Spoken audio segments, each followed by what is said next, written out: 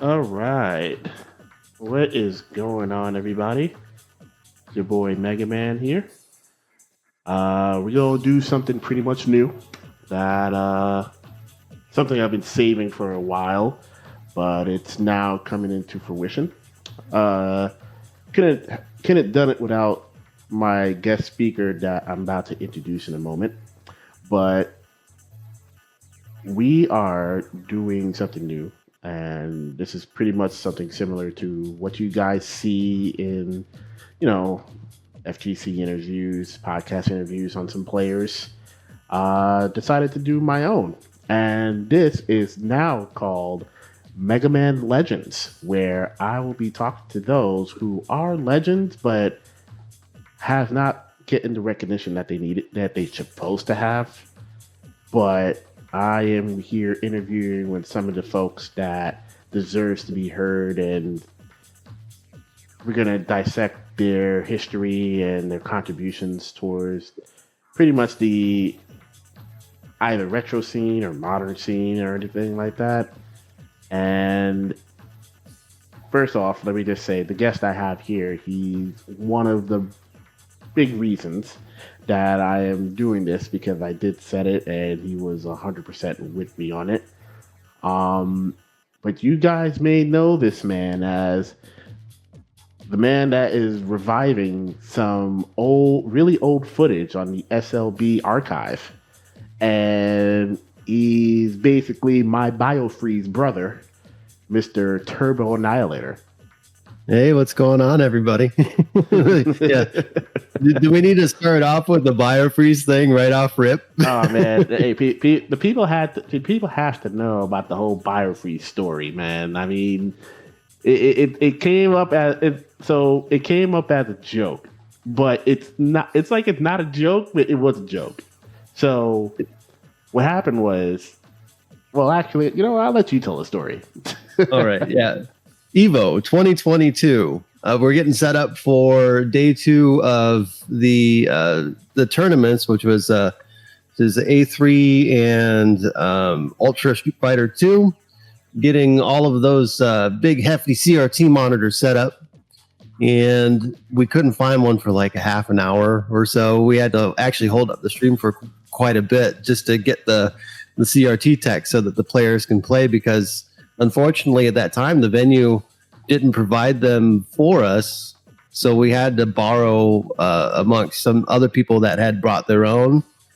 And long story short, I was picking up one of these CRTs like a champ, put it on the table, no problem. Grab the second CRT, put it on the table, no problem.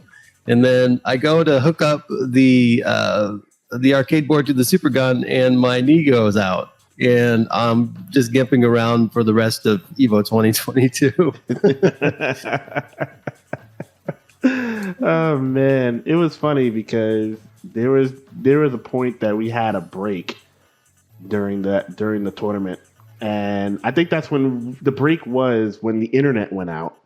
Mm-hmm. And we were talking about it, and I told you, like, dude, did you find it ironic that, you know, your knee went out, and then at the same time my knee was bugging too, because I was walking around a lot in that venue. That venue is massive. Like to get from your room, I think we were all staying in the Luxor, mm-hmm, to the actual venue spot at Evo.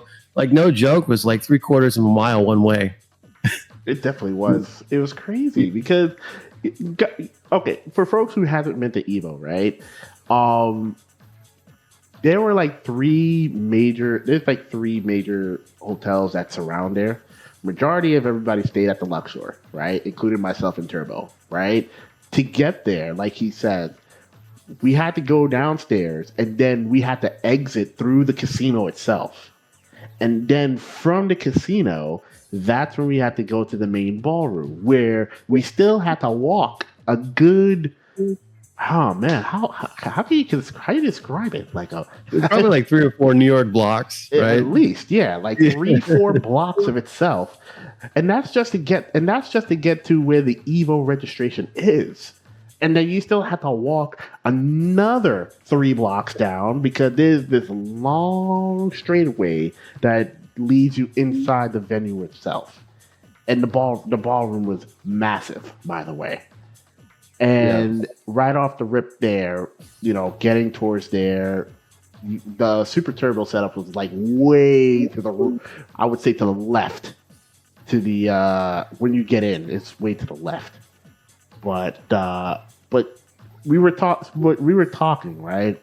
And the reason how the biofreeze came up is we were talking, and I was like looking at my phone, and the next thing you know, it felt like the phone was listening. And then it Yeah. said something about, oh, it had an ad called Biofreeze came up. It's like, oh, it helps you with your knee, your joints, and everything like that. And I'm like, hey, dude, look, we should be totally getting this. Yeah,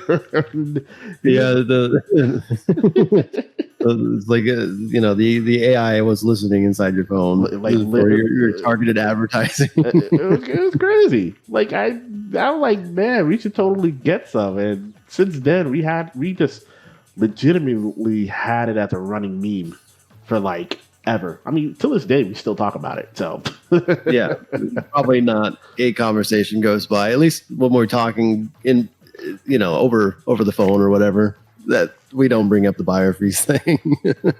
no, we don't. We don't because there was. I don't think we were feeling any pain lately. No, been very fortunate with that. Although today is a bit rough for me. I had to play a concert yesterday, and that was a a physical challenge. Let's put it that way. Oh yeah. Well, speaking of which, right? I know. Besides you definitely into like hyper fighting. That's one thing, and I know you do some SLB stuff on the side as well. First of all, shout outs to the Shilluminati in the first place. Riz, Vodka, you of course. I know Marcus is there, Kyokuji as well. So besides that, I understand that you're definitely in a band, right? You play. I know. I've seen your band poster, and Maya said you definitely do look badass in the middle there. So do tell, how did you started to get into a band? By the way, I don't think not much people know about that.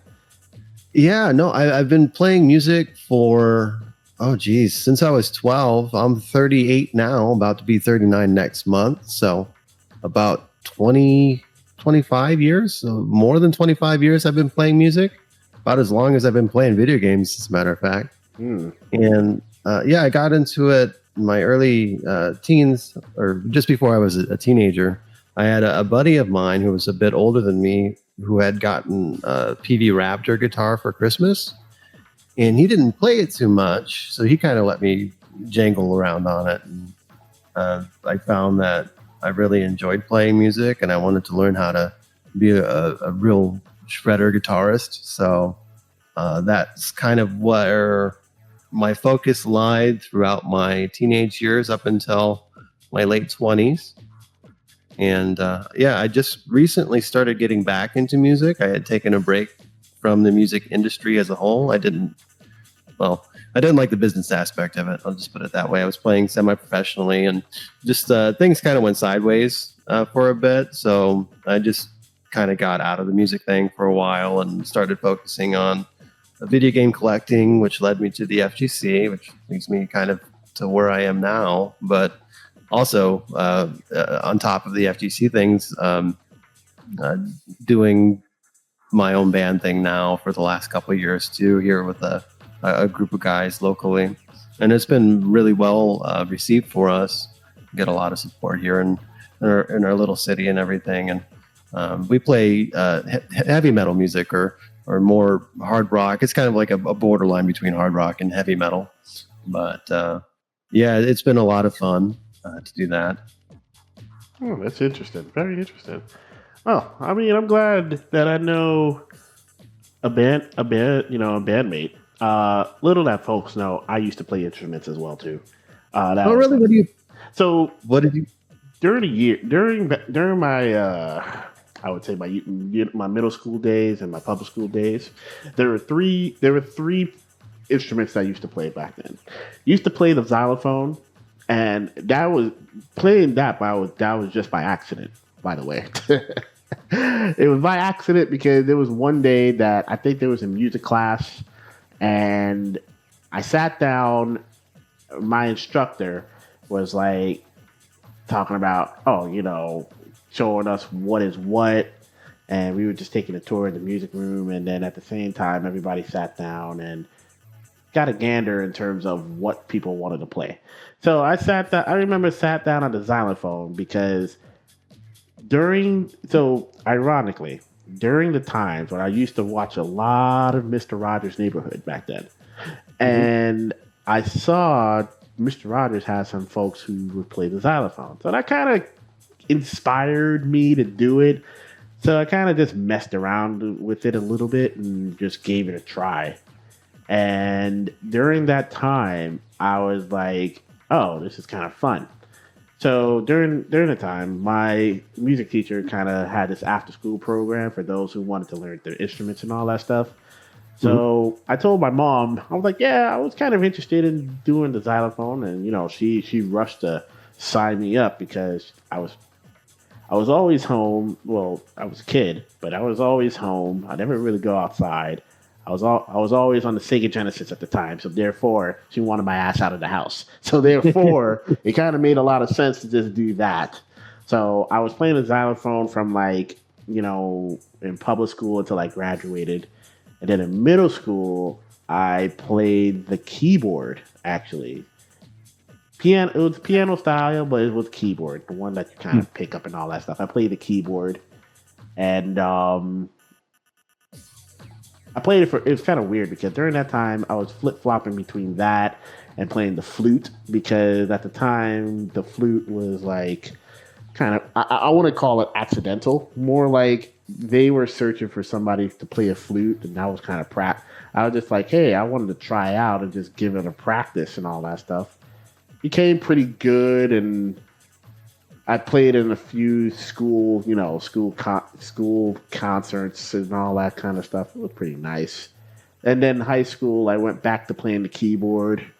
I was like not much of a class clown with it. More like okay, I was kind of joking around, but I was pretty good.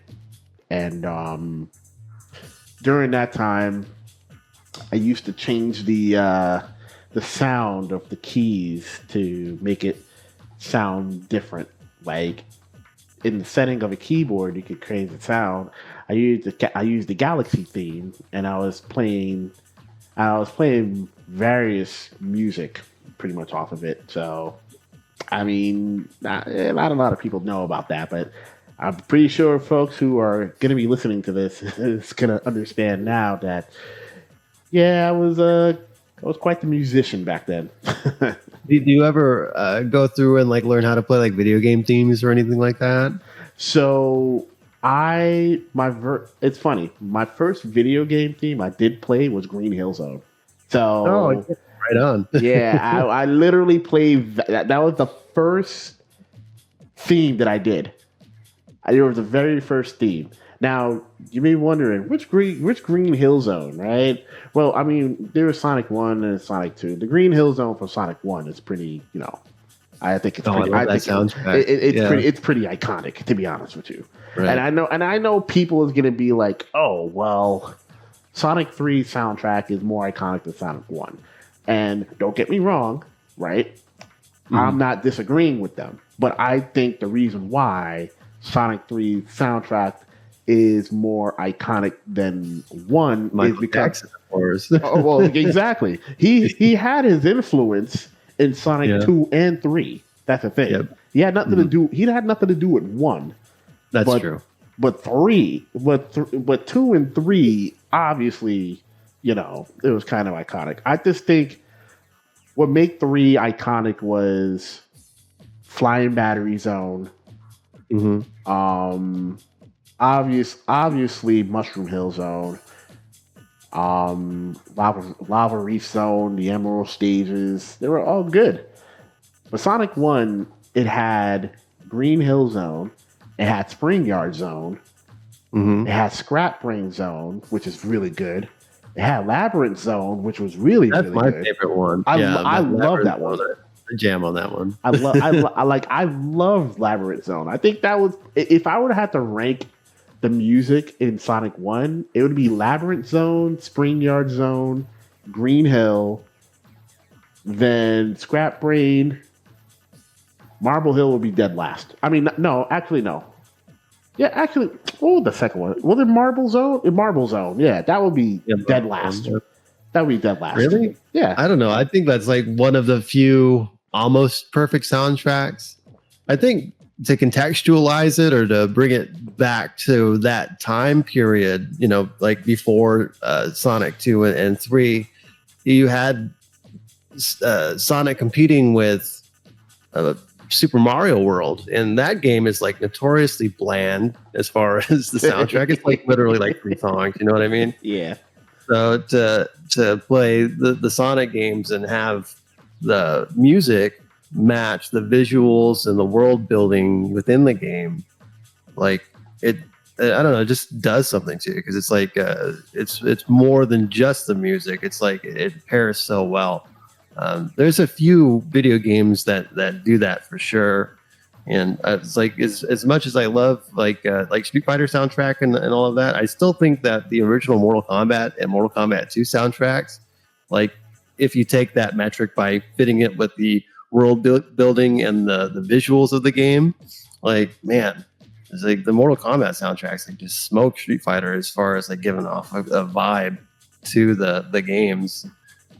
That and like Metroid, I don't know. I think Metroid is probably my favorite soundtrack ever, just because it's so weird. Like I've yet to hear anything like it, and the way that it adds some mysterious element to the way that the game is presented, and it's kind of happy in some moments and really kind of like jazz proggy in other moments.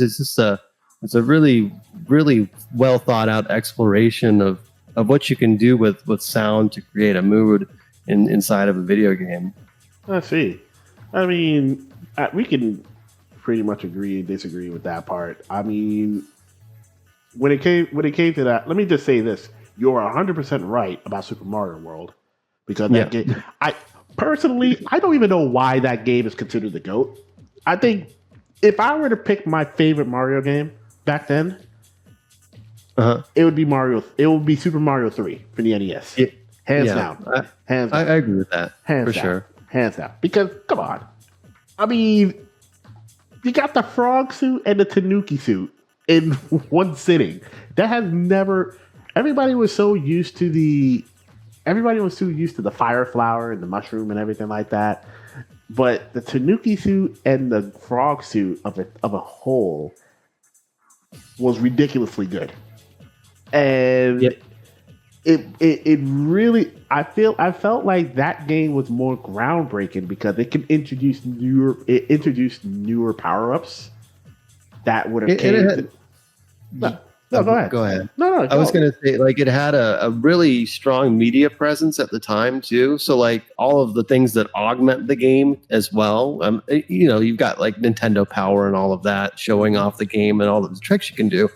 But when I was a kid, I remembered like the coloring books and the Super Mario Super Show, and having that all be kind of within the visual style of Mario 3. Really kind of like hit it home that like there's this like world outside of the video game that you can explore too, and you didn't see that at all with Super Mario World.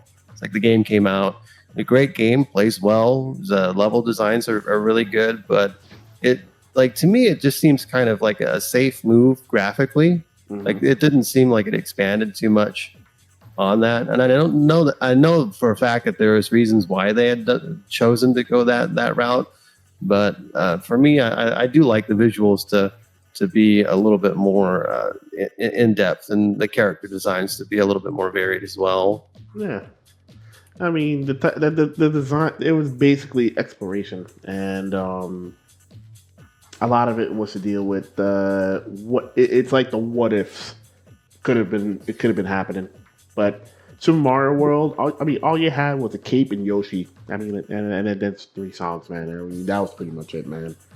But Yeah. well, it is what it is with that game. Though. But excellent controls and replayability. Like, we give it that. Well, yeah, it is. It is. I mean, so it's funny because so is Super Mario 3. It's technically the same exact. It's technically the same exact thing. Excellent. It's like excellent controls and replayability. I mean, you don't see it as much as Super Mario World, but it is out there. That's for sure. Yeah, it is the out there. speedruns for it are pretty crazy too, especially the RNG segment at the very end with the hands that reach up in the last world there. Absolutely, absolutely. Yeah. Shout outs to Mitch Flower Power. By the way, on that, man. For real. Yeah, that man's the GOAT of that game. He's literally the GOAT of that game. Should follow him. I mean, I'm trying. It's funny because there was a time I'm still trying to. Well, it's not a time to me. To this day, I'm still trying to learn how to, speed run that game as well. But it's hard. Do you try and do the Mario 3 speed run? I'm trying to. Like it's. I'm team Super Mario World. I learned how to speed run that game a little bit, but I'm definitely not as good as like a Cosmic or Darby and. Oh man, Darby is good.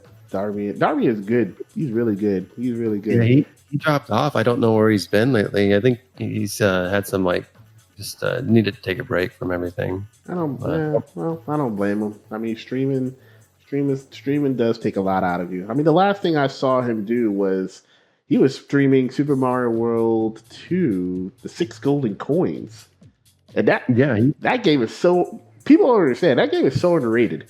That is an underrated Mario game. Very underrated Mario game. Yeah, we can talk forever about just like how Nintendo wasn't safe with their sequels at all. Obviously Mario 2, we didn't know that it was a different game altogether here in the United States. But then you look at other games that Nintendo had where they were kind of pushing the boundaries of their own genre or their own creations. Zelda's a great example of that too. Zelda 2. Yeah. Going into the 2D style, which I love Zelda 2 quite a bit. Like, it's again the music. Like, the music in that game is awesome. The visual style is awesome. There's just enough mystery for your imagination to wander. Like, I think that's one of the things that I appreciate most in some of the classic games is that when I always looked at it when I was very little as being able to like play a cartoon, so like to kind of put yourself into an experience or go through an adventure and play as a character's second hand and go through their story. It's always kind of been very fascinating to me. Oh, interesting. Well, that is awesome. But all right, let's get into the nitty gritty of this conversation that we're gonna have, right? Yeah, or else we're gonna have like a 5-hour conversation on just video game history. It is true, folks. People gotta understand our conversations. I think the record that we have accomplished in our conversations has been maybe almost 4 hours, and that's just chop and shop about virtually everything. So. Shout out to Tokyo Extreme Racer. That is true. Not saying that we're not gonna make this episode a 3-hour episode. I assure you that, guys. Maybe. Not promising anything. So yeah. But tell me something. Now, I know if you've been in the scene for a while. In terms of some fighting games, I know you played pretty much. I know your main game is HF, right. But I know you have some other games. But I did wonder something. Like, what drew you to the FGC? By the way, what drew me to the FGC? Oh man, that's a good question. Mm-hmm. You know what? It's kind of it's a relatable story.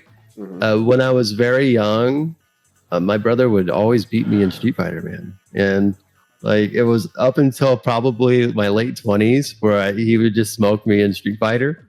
And when I had gotten out of music and started getting back into retro games and the retro scene, one of the first things that I wanted to start investigating was Street Fighter. And I started off with Champion Edition, watching a bunch of streams on Champion Edition and just looking for the best players out there. So at that time, it was about 2016, 2017 that I was really starting to get back into that. And I would watch a lot of the South American players from Brazil play Champion Edition, like Caution and all of them, and Devowed from, I believe he's from Argentina, I want to say. But watching them and then like seeing their level of play and then hearing about this Korean scene that was going on at that time too. There was a stream on YouTube from a arcade that was in the Seoul, South Korea. It's called Jungin. Right. And that is what was like the thing that kind of pushed it over the top for me, because I was watching these guys play and they were doing all the optimal combos. They were able to beat M. Bison on a consistent basis with Ryu and Guile. And I was just like, how do you do that? Right. And so like, just like watching them and sitting down at work at night, because I still work overnights at where I have my job, and just watching them play in the background and kind of taking notes. Like I used to think that like stand light kick, crouch light kick into Shoryuken was like just like the shit. Like I was like, how do you do that? Like, at that time I was a pad player and I was like, still going through like the Game Pro combos and all of that stuff. So to see them like do like that and CPS chains and like just all of their spacing and everything was so good.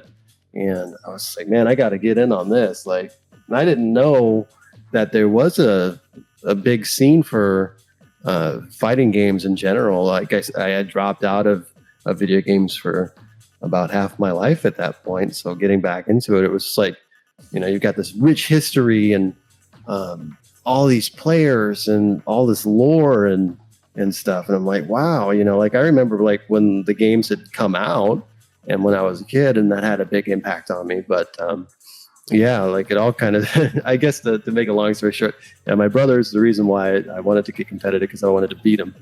Like he would piss me off no end. That is fun. That is so funny. It's kind of funny because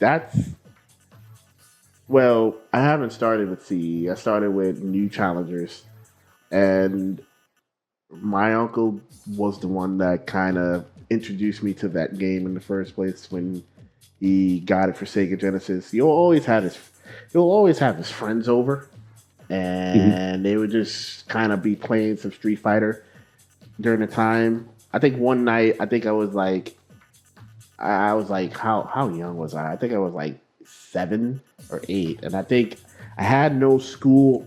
Monday, so my mom kind of let me stay up for a little bit, and he had his friends over, and they were all playing some New Challengers. So it was like a set of them, maybe like a good 10, 12 of them, and they would bet money in terms of just playing money match sets at the time, and I was so fascinated in terms of watching that, and I was like, wow. I was like, I really wanted to play this game. So there were times that after school, obviously get my homework done pretty quickly and make sure I just get everything straightened out. And I'm like, oh, okay, let me just start playing this game. And I'm like, wow, New Challengers was pretty sick.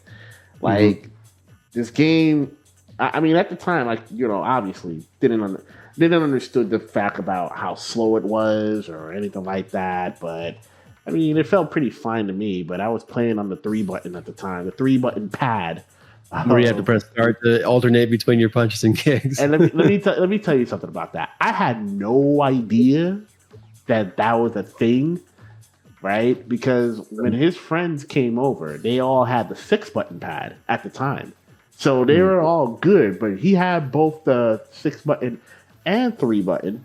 So we would normally just do that. I would normally just play off the 3-button. I didn't know. I had no idea. You're like grossly handicapped. Yeah, I had no idea. Like, I had zero idea. Like, zero idea that you had to, you had to like, you know, press start to just switch it from kicks to punch. And I'm like, he did. And it's funny because he didn't know that. He didn't do that either. He thought it was a whole glitch of itself. But when you know, when Sega decided to come up with the 6 button at the time, they was like, oh, okay, let's go ahead and get that. And he was, you know, we didn't look back ever since. So he purchased like maybe like 2 6 button pads, and you know, since then, since then, when I was playing with him, he would be beating my ass all the time with this game, man. It was so infuriating. There was a point that he beat me so bad, I actually cried to my room, bro.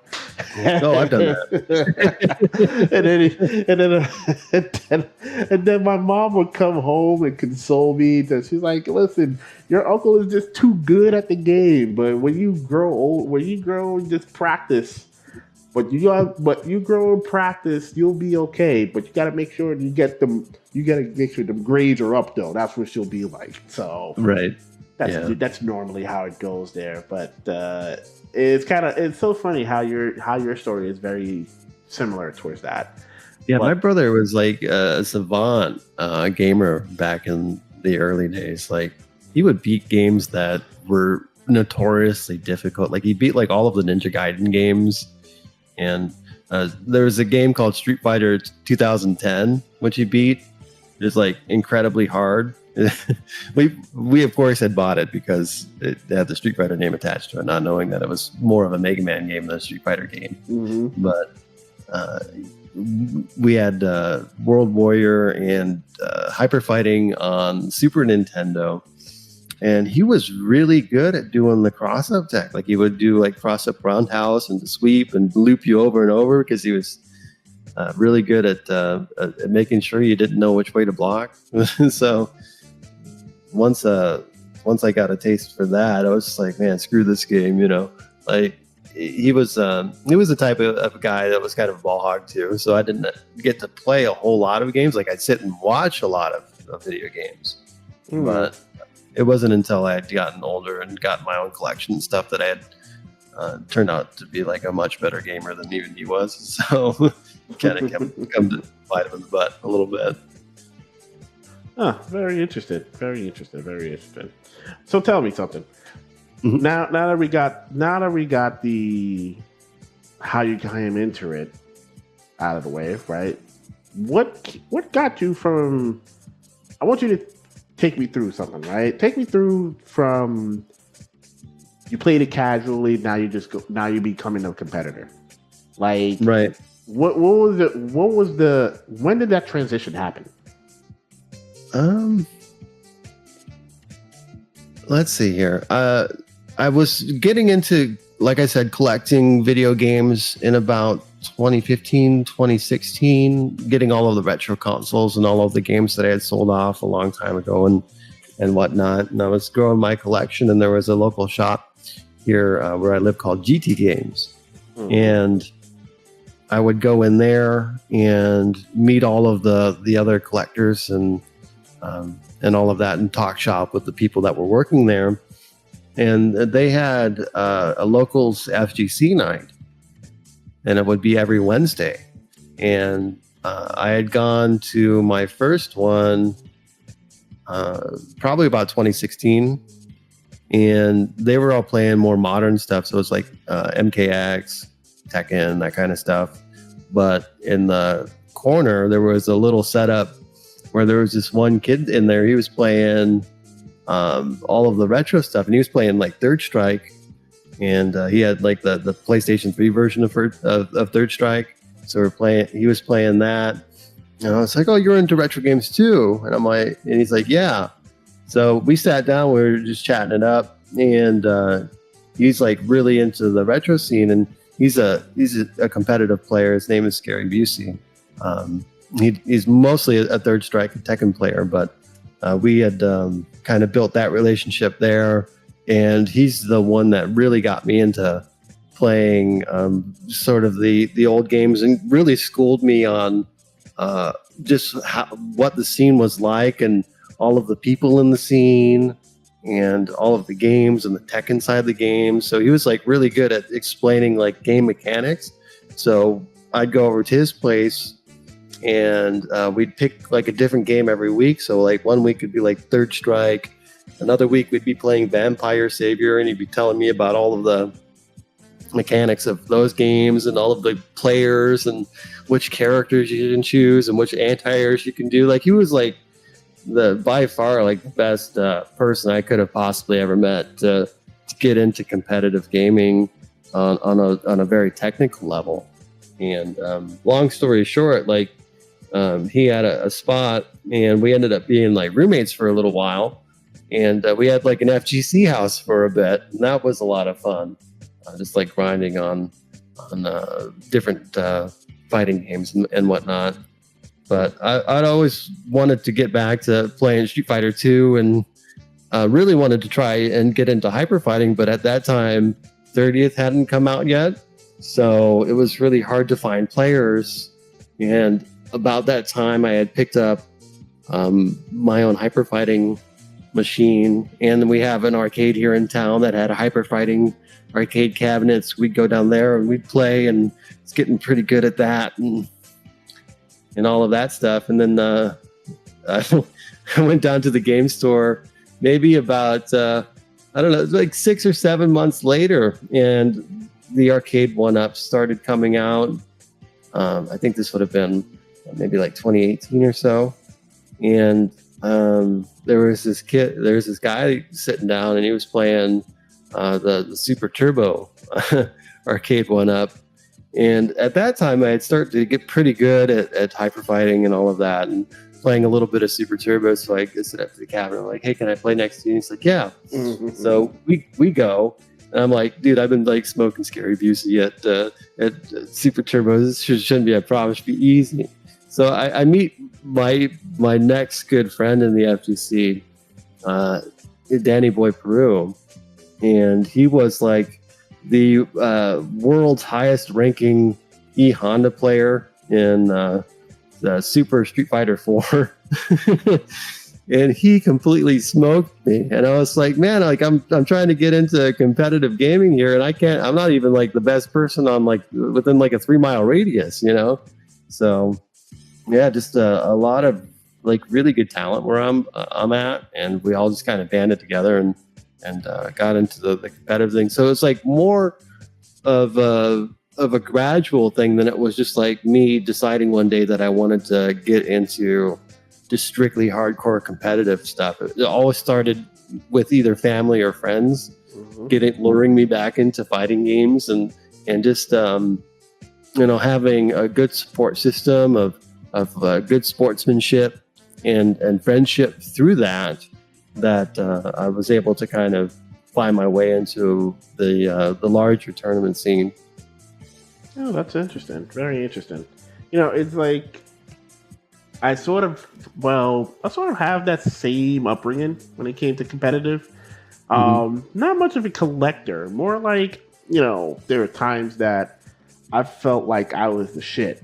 Like after when I started to just play more fighting games, like pretty much New Challengers, then Super Turbo, then afterwards I played I think the next fighter that I played really much afterwards was CVS2, and then that's on PlayStation 2 at the time. Like I did play like the Bloody Roar games and everything, and then, like I said, I thought I was the shit because I used to beat my cousins a lot and my uncle and all that stuff. But I think when I discovered in terms of the whole FGC, just like you and everything like that, I legitimately discovered it through GGPO at the time. And how I discovered GGPO, pretty much based off, like I did my episode on with Riz, and I discovered it through somebody who told me about it, that hey, you're able to play like a bunch of old games on this one client, this front load client, pretty much. Like, remember back then of the whole emulation days, basically you had like multiple emulation names when it's name or Nesticle or ZN or ZN. You got ZNES, basically Gens at the time. WinCowax. Like WinCowax is still like the best CPS1 emulator ever. Oh, like, free, man, free. Because it's funny because that emulator was practically the one emulator that got the speeds right. It did, yes. It got the. It not only got the speeds right, it was actually, well, I would say like it's really easy to set up, but it wasn't easy to set up because you had to really search for those BIOS. That was the one thing. Those BIOS files, you really had to search for it. And during the times back then, there were no really dedicated sites that had the correct ones.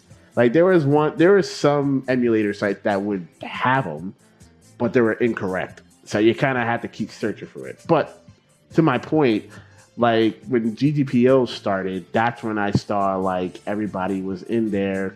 Pretty much you had like the whole list of legends that you all know of. Like Alex Valle, Jumpsuit Jesse, then you had like DGV, obviously Riz. This was before Ultra Combo. This was like you had like people like I remember like Kevin Moe, but he had like a lot of unknown names at the time. And the list goes on from then on. Tech Monkey, the list goes on. Right. And I would say like that was my outlet into introducing to the FGC because I met Josh C through there. And then I remember because I was like, they talked about how they would have these meetups. And these meetups, it was in, Next Level Arcade. And that's when I met people like, I met him face to face. I met him, Tech Monkey, Damn Die before he moved. Riz, during the time, there was a guy named Yanis Gemini that was there. I saw Henry Sen. It was like a boatload of people that I was there, man. It was kind of crazy. But it is fascinating upon how you became pretty like, you're pretty much a competitor at this point. I mean, I know you've been competing a lot during the hyper fighting days. Were there any other games besides hyper fighting that you were competing in at the time? Yeah, my first majors that I went to was Frosty Faustings, and I actually competed in Super Turbo. Oh, okay. And I had played. What year was it? Let me see if I can find my lanyard.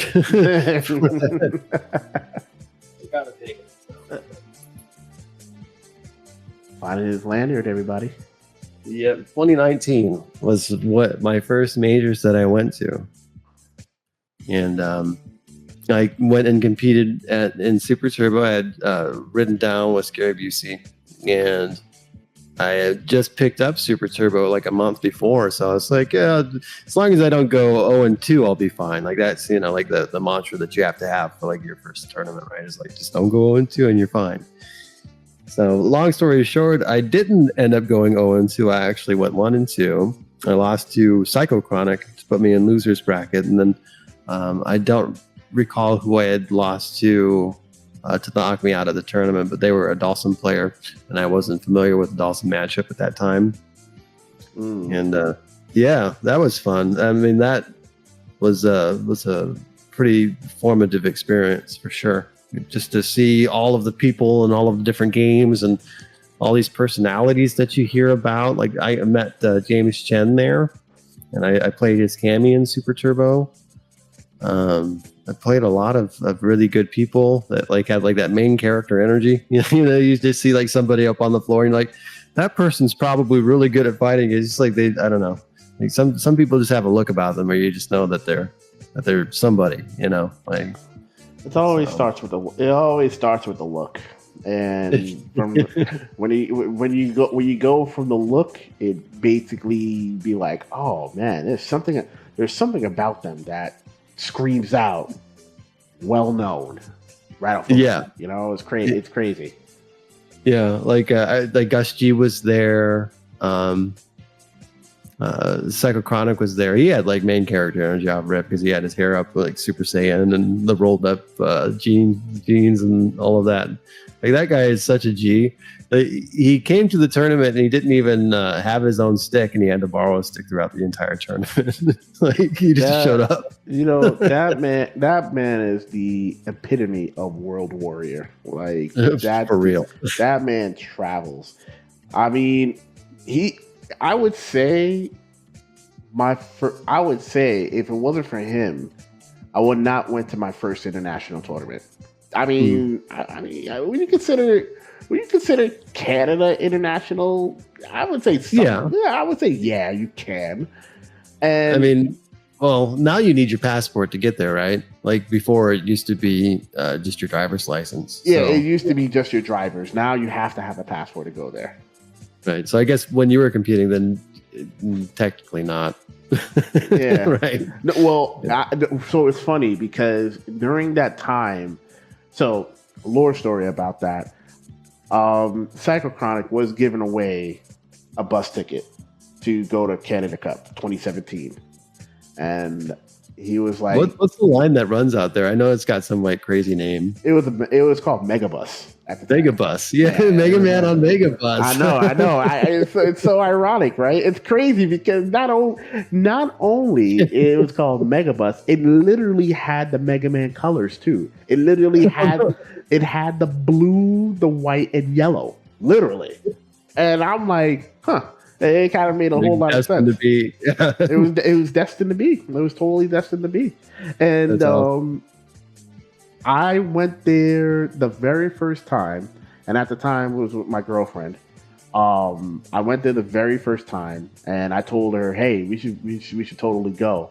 And she never really made a trip outside of the U.S. either, so I said, "Yeah, we should just do this."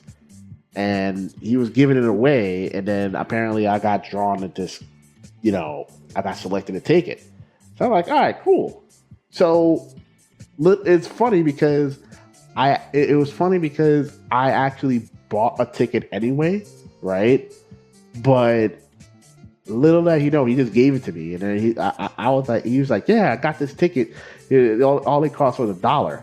I'm like, how the hell you was able to get it for $1? Because when I purchased it, the round trip was like, how much it cost during that time? I think it was like during that time it was like $75, I believe. Oh, that's not bad. No, it wasn't. That was before the whole inflation kicked in. So it was like 75. It was literally $75. So I'm like, okay, cool. Like, you said that was round trip too? It was round trip, yeah. It was round trip. And just for that time to be alive. I know, literally. So during that time, I was like, okay. At the time, I was like thinking about it, and I'm like, oh man, I was trying to give away my ticket. So I was like asking people, hey, you guys want to come with me on this bus trip and all that stuff? I was asking players like Mars Gotti, Cross, Jolly. There was like a couple of them. They were like, nah, they're not interested in taking it or anything like that. I'm like, all right, man, it's all good. So I asked my girlfriend, because it's fun, because before anybody says, oh, why did you ask her first? I did ask her first. She said no at first because I don't know. She at first she didn't feel comfortable doing it. Then she just changed her mind and said, you know what? And that's when she tried to get into the whole podcast game for herself too, like getting into it, basically do sightseeing and record it and all that stuff and try to do that. But yeah, maybe she heard about Smash players' hygiene problems beforehand. Yeah, she did. She did not come out of the room. So she was like one of those. I would call her like a connoisseur because she basically like. You know how she's one of those that would be like on the Yelp right there and then, and it'd be like, hey, they'll give the reviews. So yeah, she was pretty dope at that. But long story short, he gave me that ticket, and basically I got exposed to meeting more players outside there. Like I saw him, I saw at the time Unessential, Missing Person. There was plenty of other people, and that's when I first met the others right there, like Kusamando, Kusamando, Shigatsu, Tomo, Matsu. Naohira. Yeah. Yeah. Naohira, folks. Tomo from Japan. So, Naohira. So, I think that was the subtitle for like the longest time. Oh yeah, it was. it was because people were just saying like, oh, is he Tomohira and all that stuff? Like, no, man, he's from Japan. He was in the U.S. for like was it a year, 2 years, something like that. So it was work based. So, but yeah, it was quite the experience. Shout out to Psychochronic. Shout out to him. Super cool dude too. Very, very kind of an emotional player too. Like he was like really into the competition aspect of it. Like when he got knocked out of the tournament, you can see he was pissed. I had a funny story about him, and it kind of involved like TOL3, but it was like funny but not funny. But it was like he was very emotional. Like I remember in tournament he beat Kyle, comeback Kyle, and man, there was this point that when he beat him, he did the DX suck it.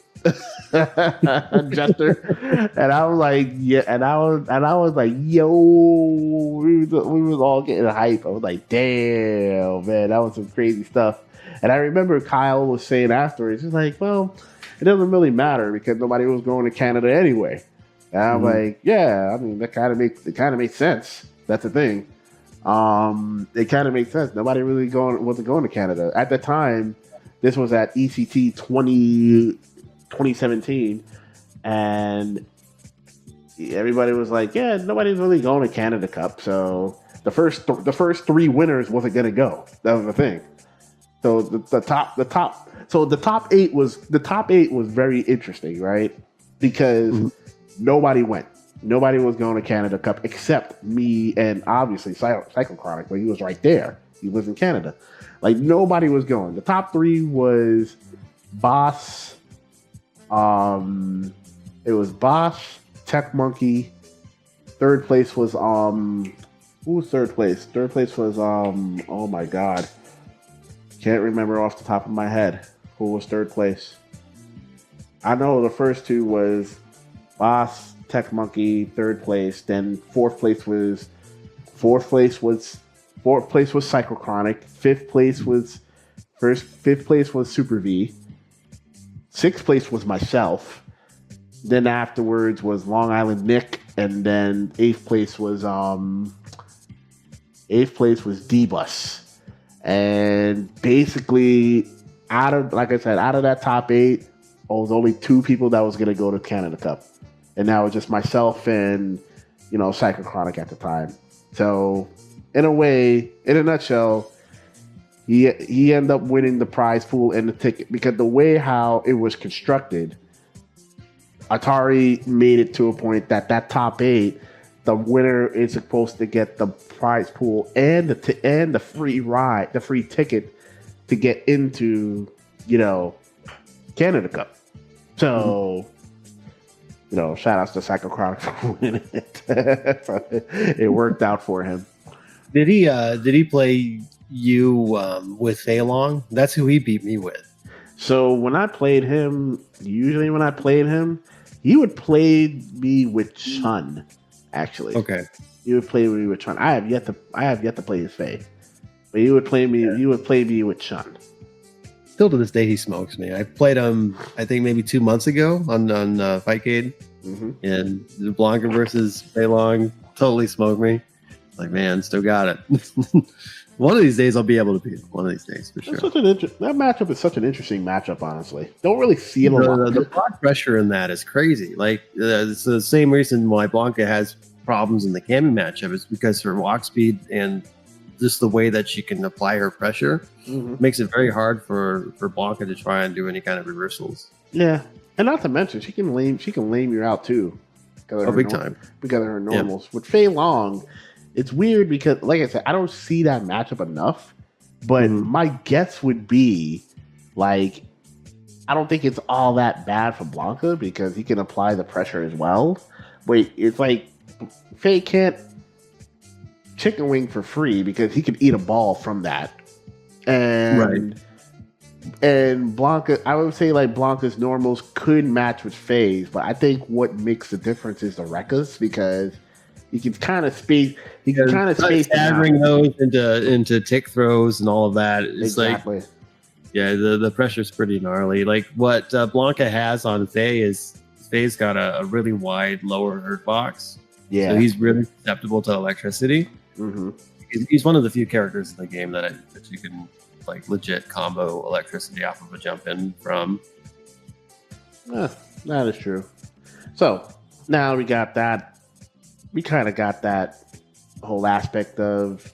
I think we pretty much answered 2 questions in one in that segment. To be honest with you, oh, did we? Yeah, we sort of did because not only you explained how you became a competitor, but it feels like you kind of pretty much the first game you played competitively at the time, and you chose it. Yep. Super Turbo. Yep. But I know you're an HF guy. But let me ask you this question now. What do you believe is the essential success in fighting games? What skills? What skills? Yeah, what skills do you feel that are essential for success in fighting games? Well, you have to realize that in order to be successful in anything, like you have to be successful in life. So it all starts outside of the game. In my opinion, the way that you organize your life and how you go about your day-to-day is going to help you in fighting games tremendously. Having a good spirit in the face of things that may not be going your way, like that is first and foremost in fighting games. It's like you can't take a loss so personally that it just detracts from your overall gameplay or anything like that. It's like, don't take things as serious as they seem in the moment, sort of thing. Like, don't get caught up in your feelings so much. Being analytical about the way that you play, especially your losses. Like, look over your losses. Make sure that when you're playing and you're analyzing the game on a perspective from you playing the game to watching you play the game. Take notes and see what patterns you're falling for, what mistakes you're doing. Are you playing too aggressively? Are you playing too lame? Do you need to work on your tick throws? Is your offense weak? Is your reversal timing weak? Those things all play a pretty big factor in your growth.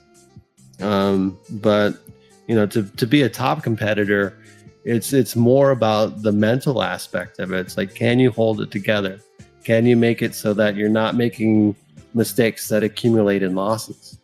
There's lots of guys out there that can do all the combo video stuff all day long, and then they get into match and they can't do any of those things because just the little added 10% pressure, just playing even like a casual match just gets to them. I've seen people fall apart, and they're like monster players when you're just like hanging out, and then it gets into a tournament setting, and they just can't do it. They can't handle. So it's like, getting that mental flexibility, I'd say, is probably one of, if not the most important things to understand about the fighting games in general. And also knowing the mechanics of the game to a point where you don't have to think about it, where you're playing the other person and not focusing so much on deficits in your own gameplay as far as like execution and how well you know the game. The freer your mind is to be present in the game, the better off you're going to be. Your reactions will be a lot better. The way that you look at patterns in the game and patterns of your opponent in the game gets a lot better when you're not distracted by a lack of basic understanding of fundamentals. I see. So would you say when you scope all of that, right? When you see all of that on a high level, right? Would that and yeah, I never, and it took me a very, very long time to be able to start to see it too. Like when I was first playing, Like I wouldn't be able to discern what was like a high level move, or what was, kind of like somebody just like jumping in and being really risky. You'd see them land it and you'd be like, oh, that's a good strategy. And you try it and it's like, oh, that's whack. Mm-hmm. And to be able to break down like what people are doing, for a good example of that is like in most fighting games, you'll whiff a normal just to provoke your opponent to do something. And a lot to the average spectator, you'd look at that and be like, oh, what are they doing? They're just like, just throwing stuff out there that doesn't make any sense. And what they're doing is they're conditioning their opponent to do something that's favorable to them. So like, for instance, if you're doing like a stand jab, you're provoking them to do something to try and trip you. And if you know that they're locked into a certain place on the screen, they can't hit you with any normal that they have. So they'll try and do like a roundhouse that won't hit you. And then you can just counter poke that because you're looking for it. Like that, all that is just baiting. You're baiting and waiting. Like it's pretty sick when you get down to it. Or like sometimes it's like Blanca, like I'll whiff a low forward to provoke somebody to jump in. Like I do that a lot against youth players. It's like I'll like throw out a bunch of lows to get them to think that I'm just focusing on one thing when I'm actually just looking in the air to see when they're going to jump. And the move recovers fast enough to where I'd be able to do like a stand strong to anti-air geek. Right. Well, that matchup is kind of crappy though. But but tell me this: alongside with scoping that all out, right? How do you kind of stay mentally and physically compete that at a higher level? Like, I would say, walk me through that, and also tell me what would you be your training regimen on top of that? Oh, you know what? I focused so much on training in the beginning that it was actually like not really conducive to getting better. Having good execution is one thing, but like knowing when to use it in the game is a completely different thing. Mm-hmm. And like for instance, when I was learning hyper fighting, I didn't have a lot of people to play with. Like Scary, he was doing his third strike thing, so we'd play third strike and Tekken and all of that, like everything but hyper fighting. Right. So like we'd maybe play like, I don't know, once every 2 weeks or so in hyper fighting. And that's when we would get our game time in. But so like I'd spend a lot of time in my room on 30th anniversary edition. And I'd go through and just practice all of the combos and learn all of the B&Bs and get my chops up as far as execution. And for the longest time, it kind of got me afraid to compete, where I found like the catharsis and just like doing combos over and over and getting better that way was kind of an exercise in itself, because I come from a musician background, and that's kind of what you do when you learn an instrument. It's like you learn things by rote and repetition. Right. So, but in the same token as fighting games with music, if you're not writing music and you're just practicing something that is technically like it sounds good or it might be impressive, it's kind of a low level way of thinking about things. It's like you have to step out of your boundaries. If you want to be a good songwriter, then you have to write songs. You can't just be like practicing one section of a song all the time because you're not getting it. It's like kind of going through things all at once and exploring it that way is a much better way to get through it, because then you're not just stuck on one little thing.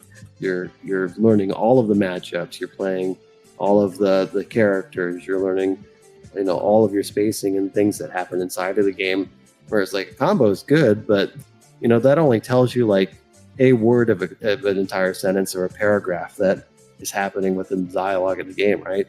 So when I had started to get into competing, that was and probably still is, actually, to be quite truthful, is the hardest thing to get into is like just the competing and playing and losing and going through that process. It's like I know the game inside and out, and like the all the weird quirks and stuff in the game, and I want it to work in match. But sometimes the human limit can be a struggle with that. because you have to worry about so many other things, and you can't just be worried about like doing like the sick combo or the highlight reel thing. It's like if you want to get better and play at a higher level, you have to focus on things that are cumulative. So it's like if you do like a 2-in-1, for instance, right? It's like, let's say like you're doing like a low strong and a sweep, like that'll get you more mileage over time than that one specific jump-in combo that only works in this one character and this one matchup. And even then, it might be a struggle to get because of things like frame skip or the speed of the level inside the game and whatnot. So it's like, yeah, just play the game.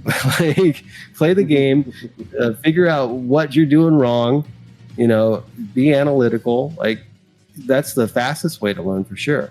Like, as much as you play, take that, like, say if like you only got time to practice for like an hour a day or something, take about a half an hour, play your game, and then if you're winning, great. But if you're losing, really focus on what you were losing to, and take that half an hour out of your game time to lab how to counteract what you're losing to. Because if you can do that and set up like a dummy in training mode, you've got a half an hour of just doing that one specific thing.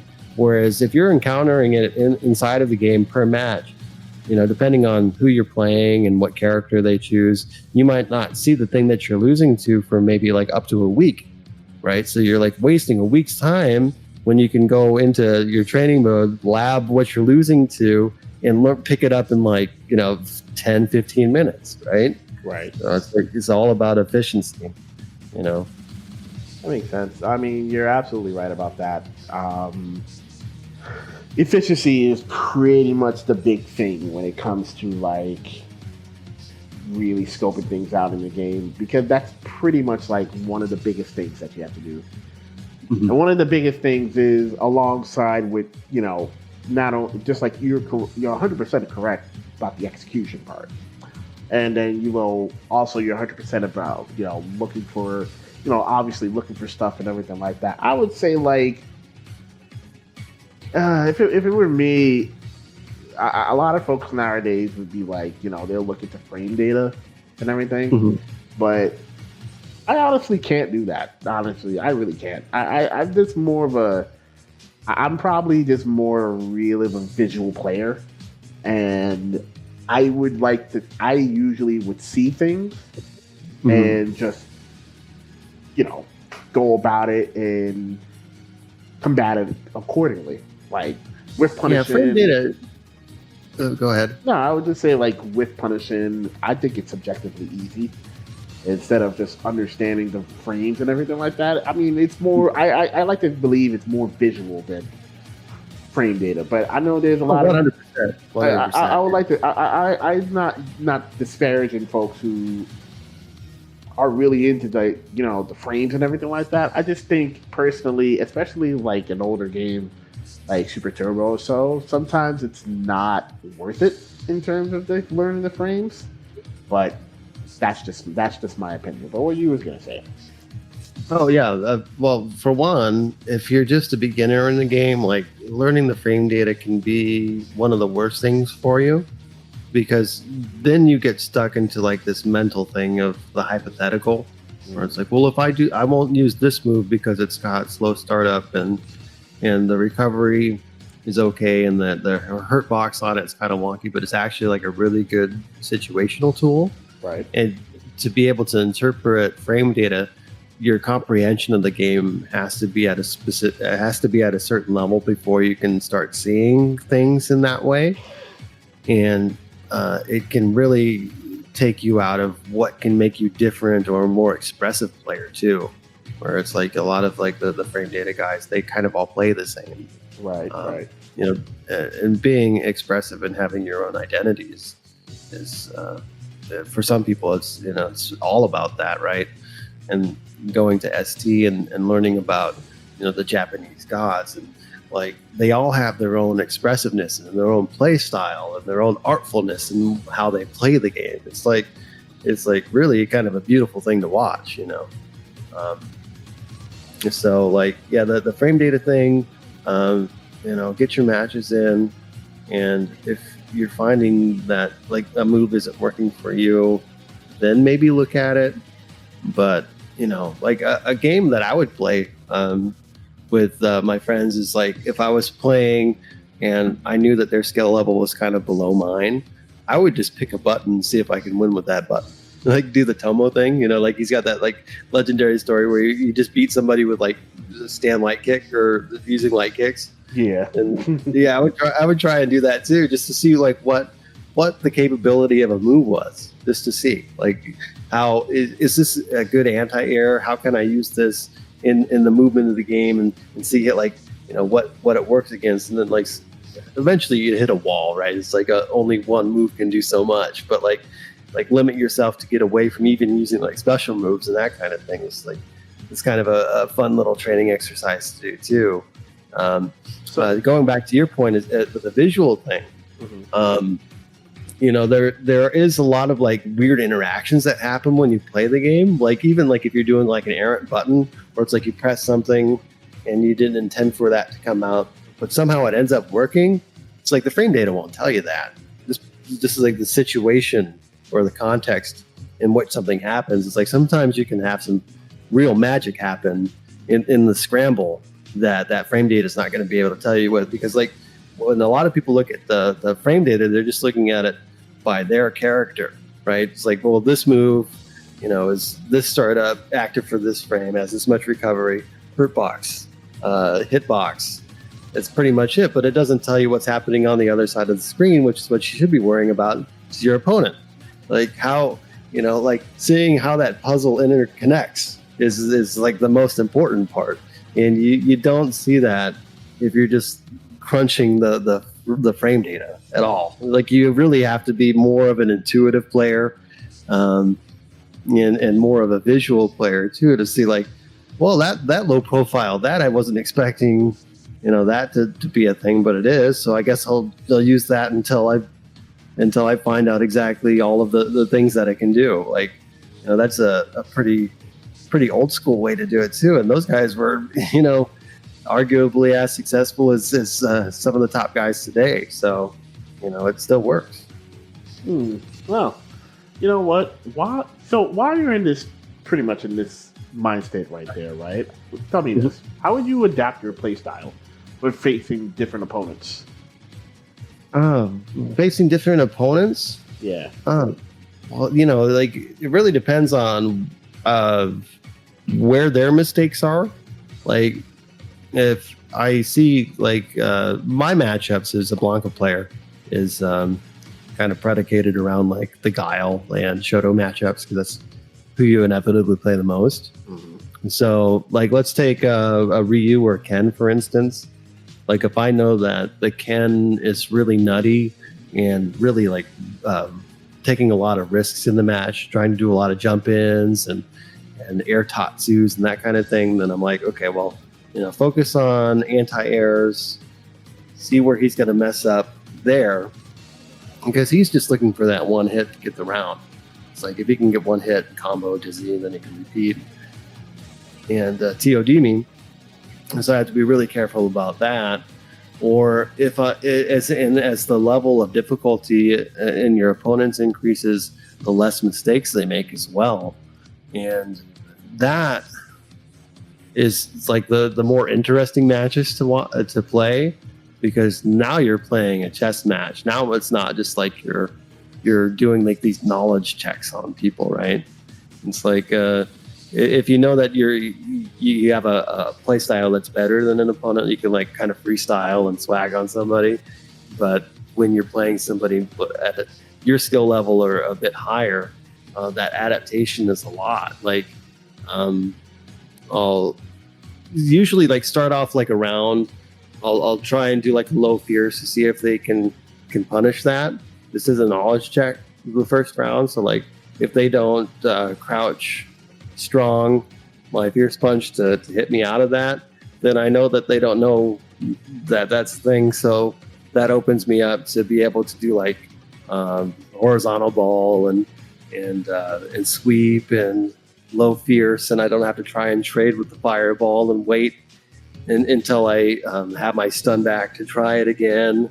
and then play it to like a 0 second round or a 0 dot round sort of scenario. So it's like every little interaction, I'm taking notes on what they're doing, and then I adapt to that.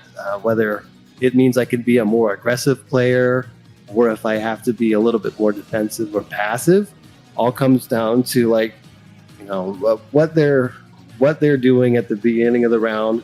If they throw a fireball at the beginning of the round, I'll take a note of that and see if I can catch them again, so that I can just jump in and 3-piece them and pretty much end the round there. It's just a lot of observation that comes down to being adaptable. I don't know if that answers your question or not. But No, that does answer my question. I feel like, it's funny because it reminds me of, I don't know I know you remember, like that one day that we actually talked on your episode when you did an episode. We did a little podcast with me on Facebook, and we were playing a pretty long set on HF, and I was explaining to you in terms of some neutral tendencies with Geef versus Blanca. Mm-hmm. And I would say, like,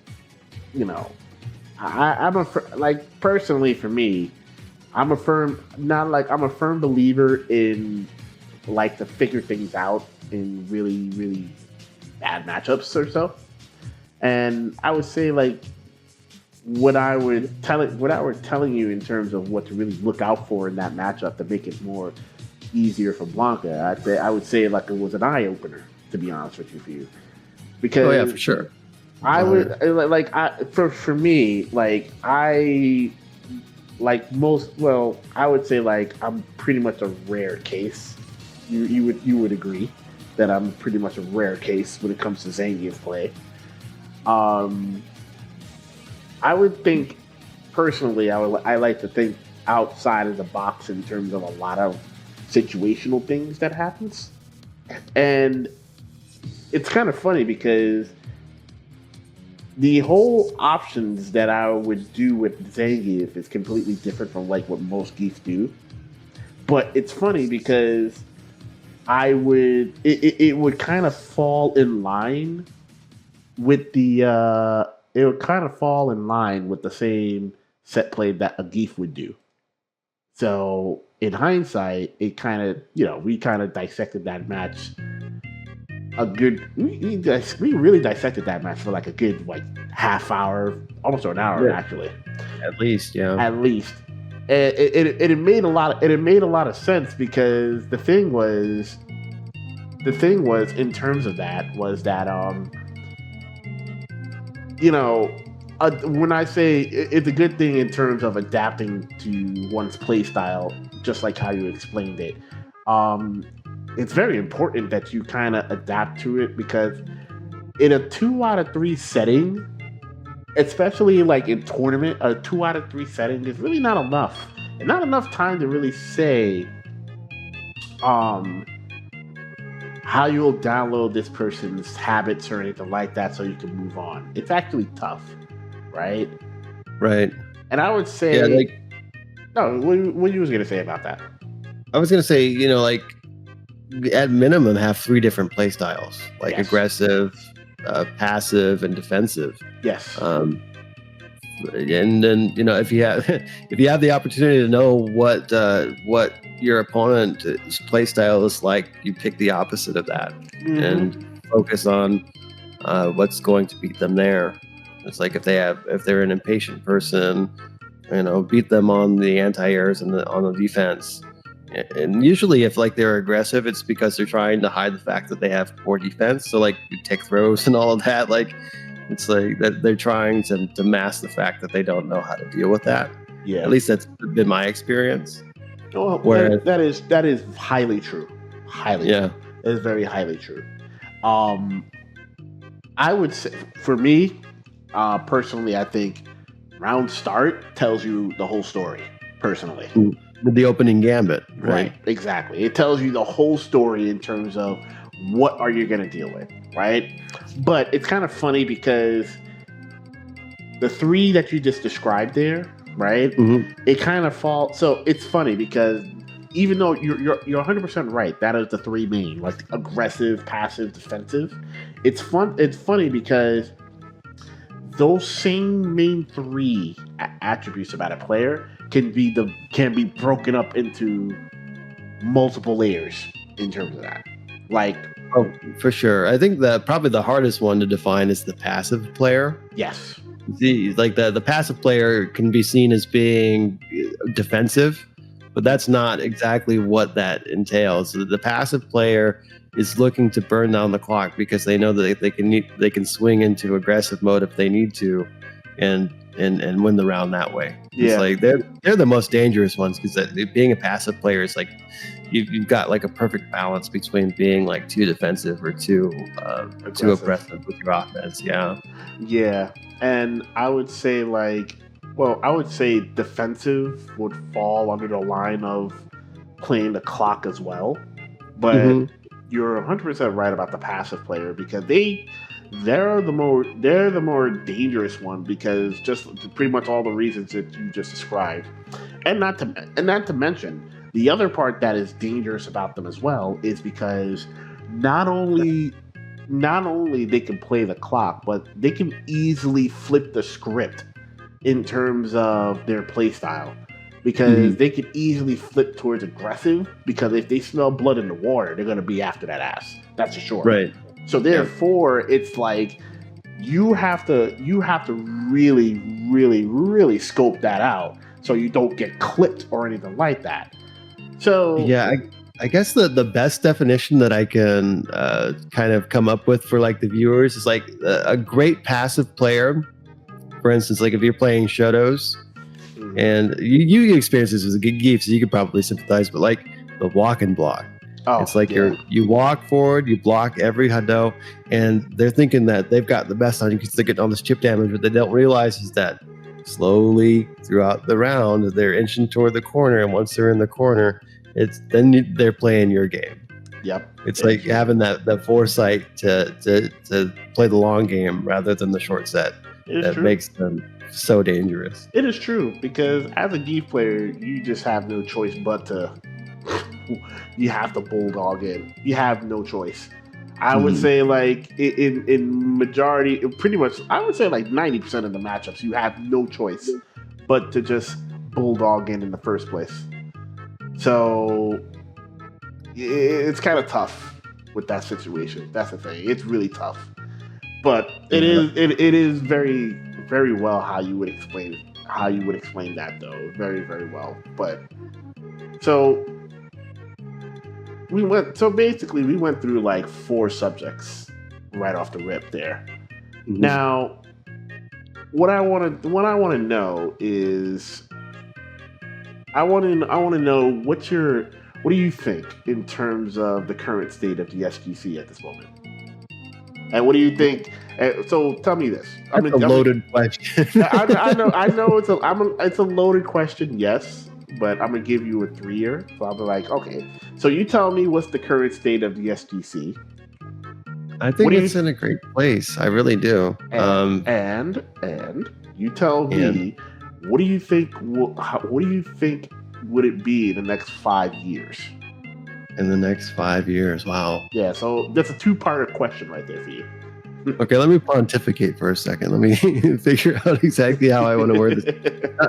I think that it like as far as like the current scene, you can look at it under the metric of, the FGC as a whole, including modern games or just retro. But I think both are doing really well.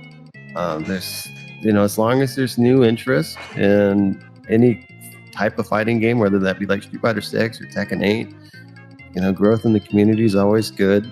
You're going to have a difference in opinion on the play styles that people prefer for the more modern stuff, whether that be like getting away from lever and buttons to an all button layout or simplified controls or any of that stuff. But if that's, we all in the retro scene go by the saying, well, that if it's allowed in the game, then it's fair play. So I can't really judge on somebody who prefers to do something a different way. They're just wired different, Um, but I don't play a whole lot of the modern games because of that, because I do find execution to be a major part in the way that I would want to express myself in the game. Now, in as far as where I see it going in the next 5 years, do you want me to focus on one thing, like retro? Like, where do I see retro, or just like as a whole? Do both. Okay. Well, in the next 5 years, I think that it all kind of revolves around how well the modern stuff is being received and how long of a shelf life those have as far as being viable games for tournaments, and which ones will become classics out of those. It's hard to top Tekken 7. I mean, that game had some legs on it. Like, the level of play that was going on through the entire scope of that release was incredible. Like, those players and the way that they play and just push the game to its absolute limits is crazy insane. So I don't know how like Tekken 8 is going to do as far as that. I know that they've had some talk about some problems with the way that the game is balanced and all of that, but Mortal Kombat, the new one, it pretty much is DOA, less than a year out, which sucks because it's a team game. They're trying something different, but it just doesn't seem to be working out. And I don't think that they're going to be able to move past that. Street Fighter 6, long, Bison is the big talk on Twitter right now, being broken, but we're used to that and going back to the Champion Edition days. So I think that'll sort itself out. I think that in as far as the tournament scenes and things go, there'll be a lot more corporate money in it, and that can affect sort of the charm that goes into what we know and love throughout our experience in the fighting games community. But that's just kind of a consequence of things getting bigger. And by proxy, it becomes a little less personalized or personable or relatable, because it's trying to appeal to so many other types of people that it just kind of loses its rougher edges, so to speak. Mm-hmm. But as far as like the retro scene goes, I think that as that polish gets put onto the newer games, I think that retro will grow as being a good alternative to that, and having a scene with larger and larger retro tournaments, I think that's going to be a thing throughout the world.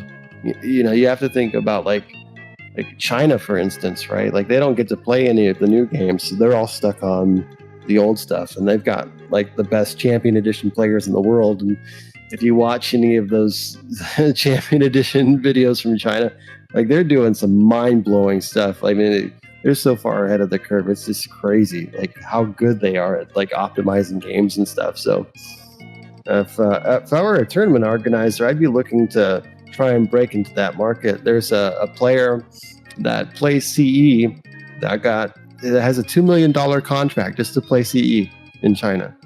Yeah, I find that amazing, honestly. I mean, that's more than like any top Street Fighter 6 player that I know that isn't doing like, that's just like straight up playing the game. That's not like doing like YouTube or streaming or anything. When I first heard about that, I thought folks was bullshitting about that, but man, I saw that, and yeah, it's crazy. I think is it Black Ken, I believe. Yeah, crazy. I mean, I think so. That's pretty dope, though. That is pretty dope. I mean, with CE, because CE is like one of those games, like it's kind of one of those games that wasn't really well received in the US, but it is very fascinating to kind of look at it. But it's what it's like. But the best players, we talked about this before. Like, right. When it comes to CE, the best players in the world it's either China, Korea, Brazil, and Argentina. Argentina. Yep, Argentina as well. Argentina and Peru, by the way. And those areas are having like the best players in the world in terms of that game. But it's kind of fun. But it is. But for China, it's kind of interesting because they have it's such an outlier, right? Yeah, it really is. It really is because they can't play any of the modern games at all. So the government won't let them. Like, I don't even think you can get a PS4 in China. No, there's no way. There's no way. It's like banned, bro. It's kind of crazy. Like the online component of it, I think, is what limits them from doing so. Yeah. So they I mean, if you're talking like retro scene, like China is the golden goose. Like, it's the thing that, like, if like EVO were to do something like a retro only tournament, hold it in China, because they got so many people over there that even if it's like a small portion of their population is into retro, it's like way more than any country. It's like 3 United States, right? Worth of people. It's like 1.2 billion people in China, or upwards of that even, probably. So like, even if like say like 0.1% of their population plays, that's still like 10 million people. So there's always going to be a market where the people are, and China is no exception to that. And withstanding any political leanings that the listener may have, like, if it's all about making money to sustain a scene too. And if you want like sponsors and things to go that route, then I don't maybe see it happening in 5 years, but maybe 10 years we'll probably see a lot more higher sponsored tournaments that happen in China, and a lot more interest in retro from there getting out to the Western world. Yeah, I mean they're I would say they are pretty much the outline of retro, pretty much, because not because they're forced to do it. I mean, they technically are, but it's like one of those situations that, man, when it comes to retro, they are pretty much the kings and queens of retro. Pretty much that goes on there. Yeah, nobody knows about it here in the West either. We all think of like retro being kind of like a United States, Europe, South America, North America kind of phenomenon, but like it really, like, the things that are happening over there that we don't even hear about are just like pretty crazy. Like even like the Korean CE players, when they went over and played China, they just got bodied, and I still can't fathom that, because like when I was saying earlier that the CE guys from Korea were kind of a big inspiration to get me to learn the technical aspects of the game. Watching them play for hours and hours on end, just thinking, it's like, how can anybody beat these guys? And it's like they go over there, and DJ Oak was on stream talking about it. He said that like they went in there with so much confidence and assuredness that they'd be able to beat the Chinese players, that when they lost, they all were like crying. It's like a very emotional thing for them, because they were just like, we're the best in the world. But it's like, we know we're the best. And then they go and face these people, just a couple countries over, and the scene over there is like, it's really weird too, like how it evolves, right? Because like they have like their own play style, like a Chinese play style that it just kind of grew out of like their own country. Right. And they're not taken from, like they're not watching the Topo tape, right? Get those B&Bs and all of it. They wouldn't be watching that at all. No way. Right. So it's like, they're coming up with all of their own stuff, and it's really cool to see like the game being played in a way that you wouldn't have considered before. And the names that they have for the characters are really funny. Like Zangief is like Little Soviet Man, and Blanca is Lion Guy or something like that. I forget what they call him. Guile had a really funny one. I think they call him G.I. Joe.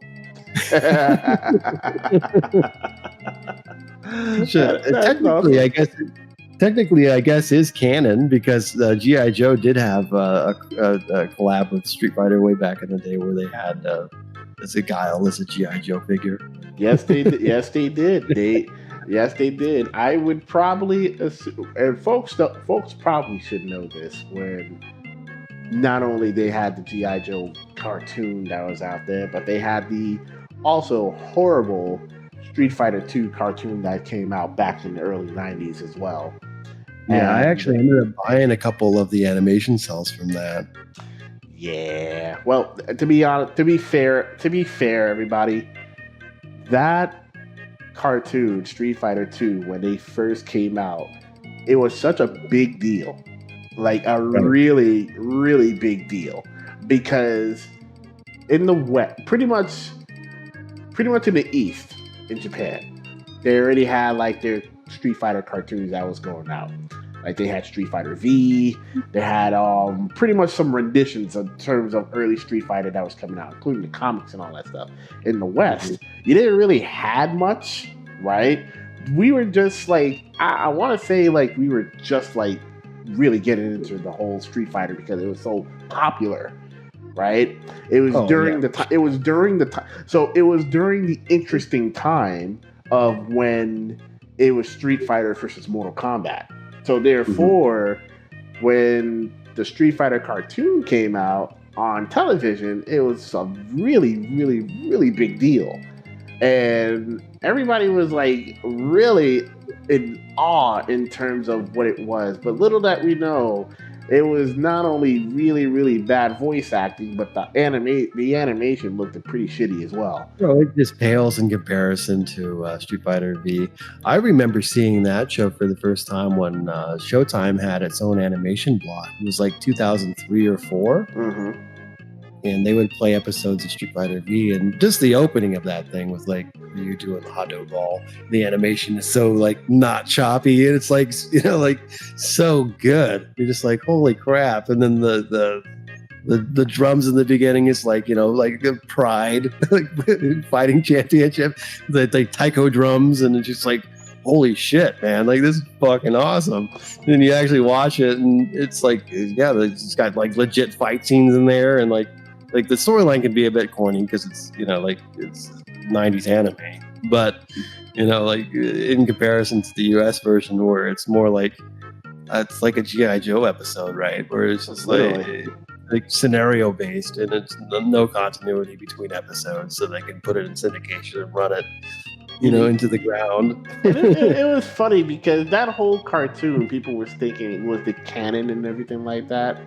Because it was like, I would probably say the biggest question that everybody had their mind on was that one episode that when Akuma was just stealing people's souls left and right. And then the only person that he stole Ryu's soul and Goken's soul. And then next, you know, he had to face Ken, and apparently Ken got this plot armor upgrade, and he defeated Akuma. And people was like, well, you know, Ken technically was the first to defeat Akuma. I'm like, well, you know, that was plot armor, bro. Everybody kept saying Ryu did or Goken did, but nah, it's my boy Ken Masters with the sleazy guy from Vegas voice. He sounded so weird, bro. He's like, oh my god, he sounded so weird. And not to mention that cartoon also had crossovers, by the way, as well. That cartoon, cartoon had crossovers with G.I. Joe. It had crossover with Final Fight, and it was amazing. It was kind of amazing during that time, man. But yeah, it's like in like a nutty clusterfuck sort of way. It really was. Yeah, it's like a fever dream. Oh man, I tell you, man, the '90s were a very, very interesting time. I think it was probably the best time I've ever been in, honestly, because there were so much things that came out during that time. It was like new to look forward to. Yeah, it'd be like it wouldn't be like you'd have to like wait like 8 months for a game to release. It'd just like show up. Like there was like there was no promotion on the television that would tell you when a game was coming out. Like, you would either be at Blockbuster and see it on the rental list, or you'd go to Toys R Us or Walmart or wherever you would pick up your current games at the time, and it would just be there, and you'd be like, wow, there's a new Mario, Yoshi's Island's out, oh cool, let's get this, and then you play it, and it's like, it's an incredible game. Like, or even like the Mega Man series. Like, I never got to play any of the NES Mega Mans. My first experience with Mega Man was Mega Man X, and it's like the music in that game and the graphics. And I remember, like, you get onto the first stage of that game and you're on the highway, and I thought that the cars had looked so futuristic too, because this was back when like cars looked like a cardboard box. Like, there was like no curves or elegance to them. Like, that was like a 2000s thing. Right. Yeah. So like, when cars started to get a little bit more aerodynamic and cool looking. So, like to play the game and like just have its own vibe. And man, that soundtrack is like S tier for sure. Oh yeah. Hands down. It's kind of funny because along the line, like I explained before, that's where I got this name from, actually. And this was based off the 1989 cartoon of Mega Man. And little that people know, right? The voice actor who played Mega Man, right? He also did the Zelda cartoon as well. And he was Link at the time. So it's funny because his voice, right? Ironically, he was Mega Man, he was Link. He was Mega Man, he was Link, and he was Ryu in Street Fighter 2. So he was like that dude. I forgot what his name was, but he was like the voice actors for those. But ironically, that's how I got my name, like literally through that 1989 cartoon. Now, where the X8 come from, like I said before, there was a time that I used to love. Well, I loved X4. Because Mega Man X4, because that game was that game is severely goated at this point. Yeah. And when I was trying to choose a gamer name at the time being, that name was taken. Then X5 was taken, and this was before X8 was even a factor, by the way. And I just like, all right, well, 4, 5, 6, and 7 was taken. So I just might as well just take 8, right? So when I took 8, at the time, I shit you not, bro, I hated the name. Like, I hated the name. Like, I was like, man, I hated this name so much. Then I'm like, all right, might as well just call myself Mega Man X, or just that's the X8 or something like that. The 8 is just doesn't really mean much towards me. I mean, till this day, I want to say the name is iconic, only for the wrong reasons. I would say you could always retcon that, so it'd be instead of 8, you just say, oh, it's just a turned around infinity symbol, right? That is true. That is very true. I mean, majority of the people call me Mega Man X anyway. Yeah. But and folks, the other reason why is because my afro does sort of look like his helmet in a way, so it kind of we kind of match, but it's kind of interesting. But actually, you know what? Diverging into names like that, where did you get the name Turbo Annihilator from anyway? Turbo Annihilator. Okay, so when I was getting back into the retro thing, I had a synthwave project that is kind of like 80s, theme music. And, everybody at that time was like, Cyber Cop or something. So it's like something like a very like generic kind of 80s theme names, right? Right. I was like trying to think, as like, well, Turbo is like super 80s, right? And it just happened to kind of go with like Street Fighter 2 Turbo, Hyper Fighting 2X, that kind of thing. So I was like, okay, Turbo locked in, cool. And then Annihilator, that was a heavy metal band in the 80s. Right. that did like thrash metal, and I just liked the name. I thought it was cool. So now I get people online. They call me like Turbo Annihilator and things like that. It's like all like these like low tier things. It's like you couldn't think of something better. Like I could name like something better. So if anybody's hearing this, like like you couldn't come up with like.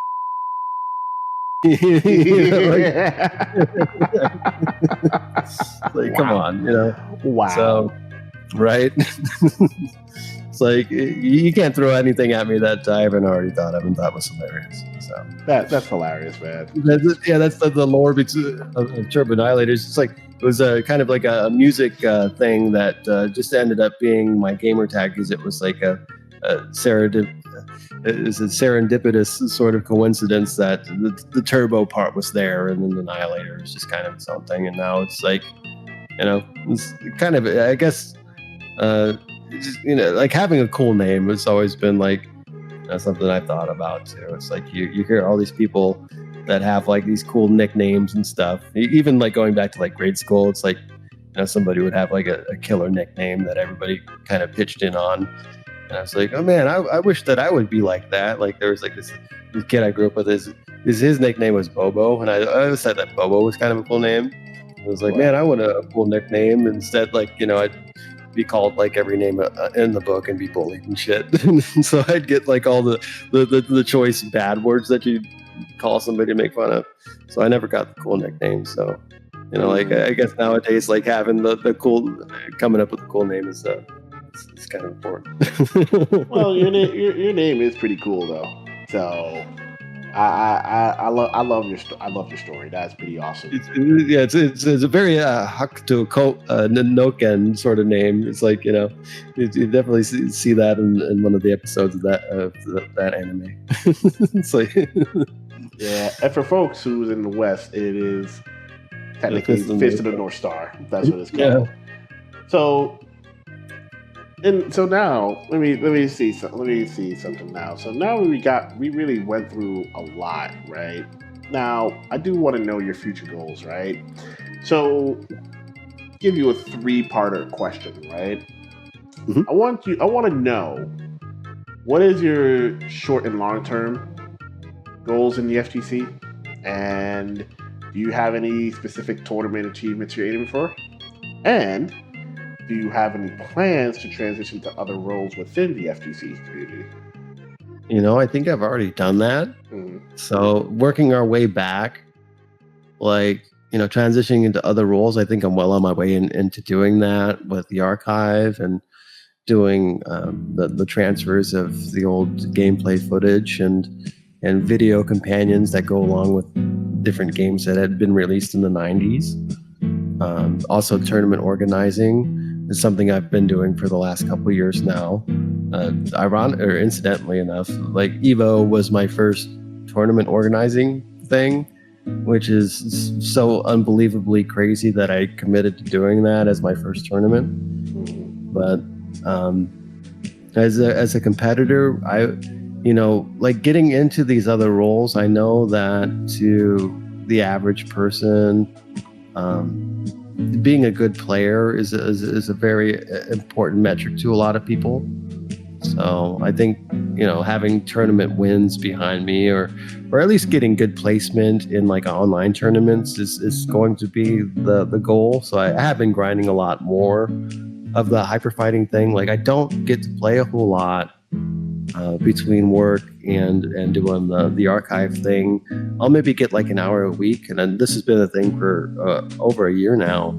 So this week I've put in probably 5 or 6 hours. So I'm slowly getting into the thing where I want to get back into competing, because it with recent things that have happened with the archive, it's like that was kind of my relaxation sanctuary where I can just like do something where there is no pressure, and it was just something fun to do where I can, get a bunch of tapes from Japan, get them transferred, watch them, laugh at some of the crazy visuals that happen in them, go through and like and do like a rough translation of the inserts and all of that, and read about the particular releases and just like the little blurbs that they have on the back, just to see like what they were saying about the game at the time and all of that. So now I've gone, I guess, not like super viral, but definitely like blew up when I did the A3 tape. And now it's like, well, crap, I've got to take this a whole lot more seriously than I have been, because it seems like there's a lot more of an audience than I had anticipated for it. And I've had people reach out and champion me, which has been so humbling, like to see like just like world-known people DM me and say that I'm doing a good job. It's I'm not a very emotional person, but when you sit for years on end doing this thing, and just for the hopes that maybe somebody will appreciate it, or maybe somebody will do a video essay about this game that has this tape, and they've got good reference material to work from, and to have somebody like DM me and say, like, oh, well, what do you have in your collection that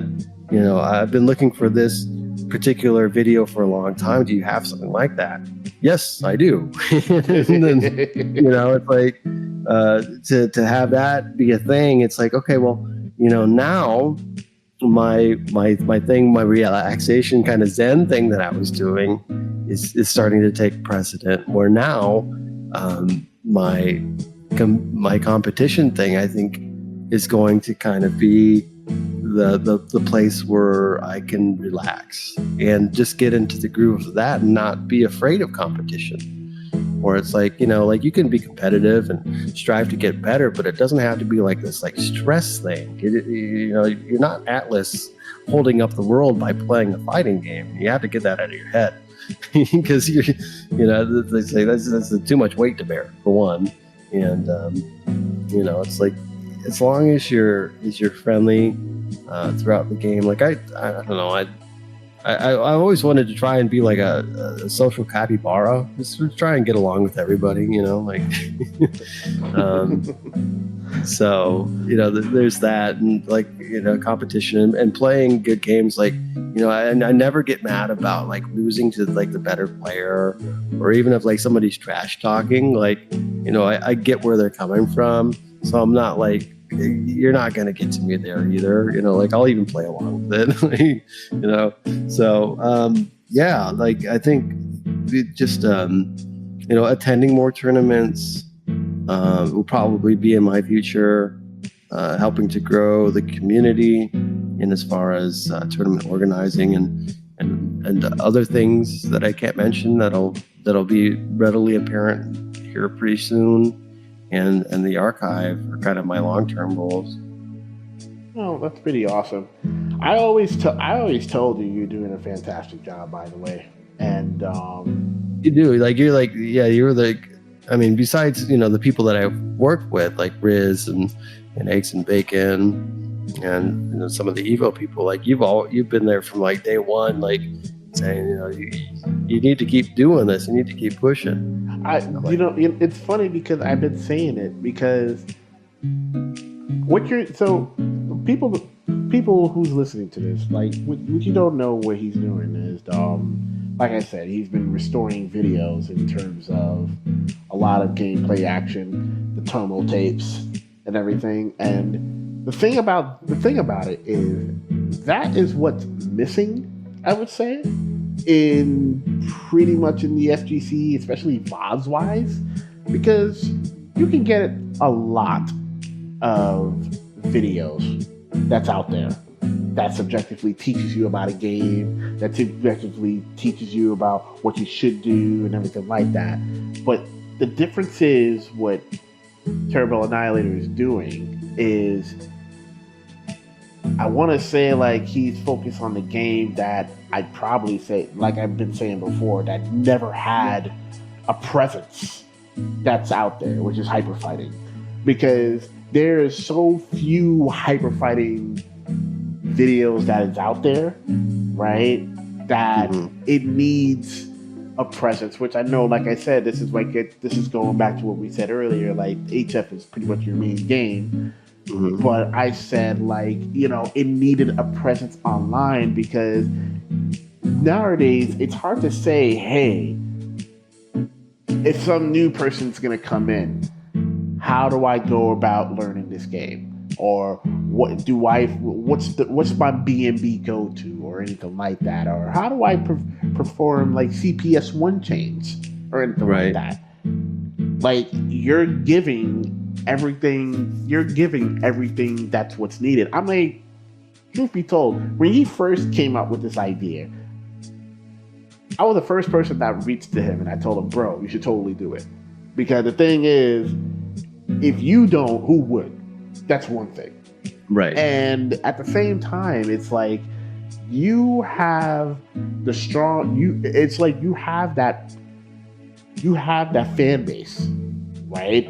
You have that fan base that reaches out pretty much in a broader spectrum in terms of this. Like, just like you said, you had all these legends and everybody is hitting you up saying, hey man, you're doing a fantastic job. And it's well damn deserved, to be honest with you, because you could easily say, screw this, you don't even want to do it. But you're focusing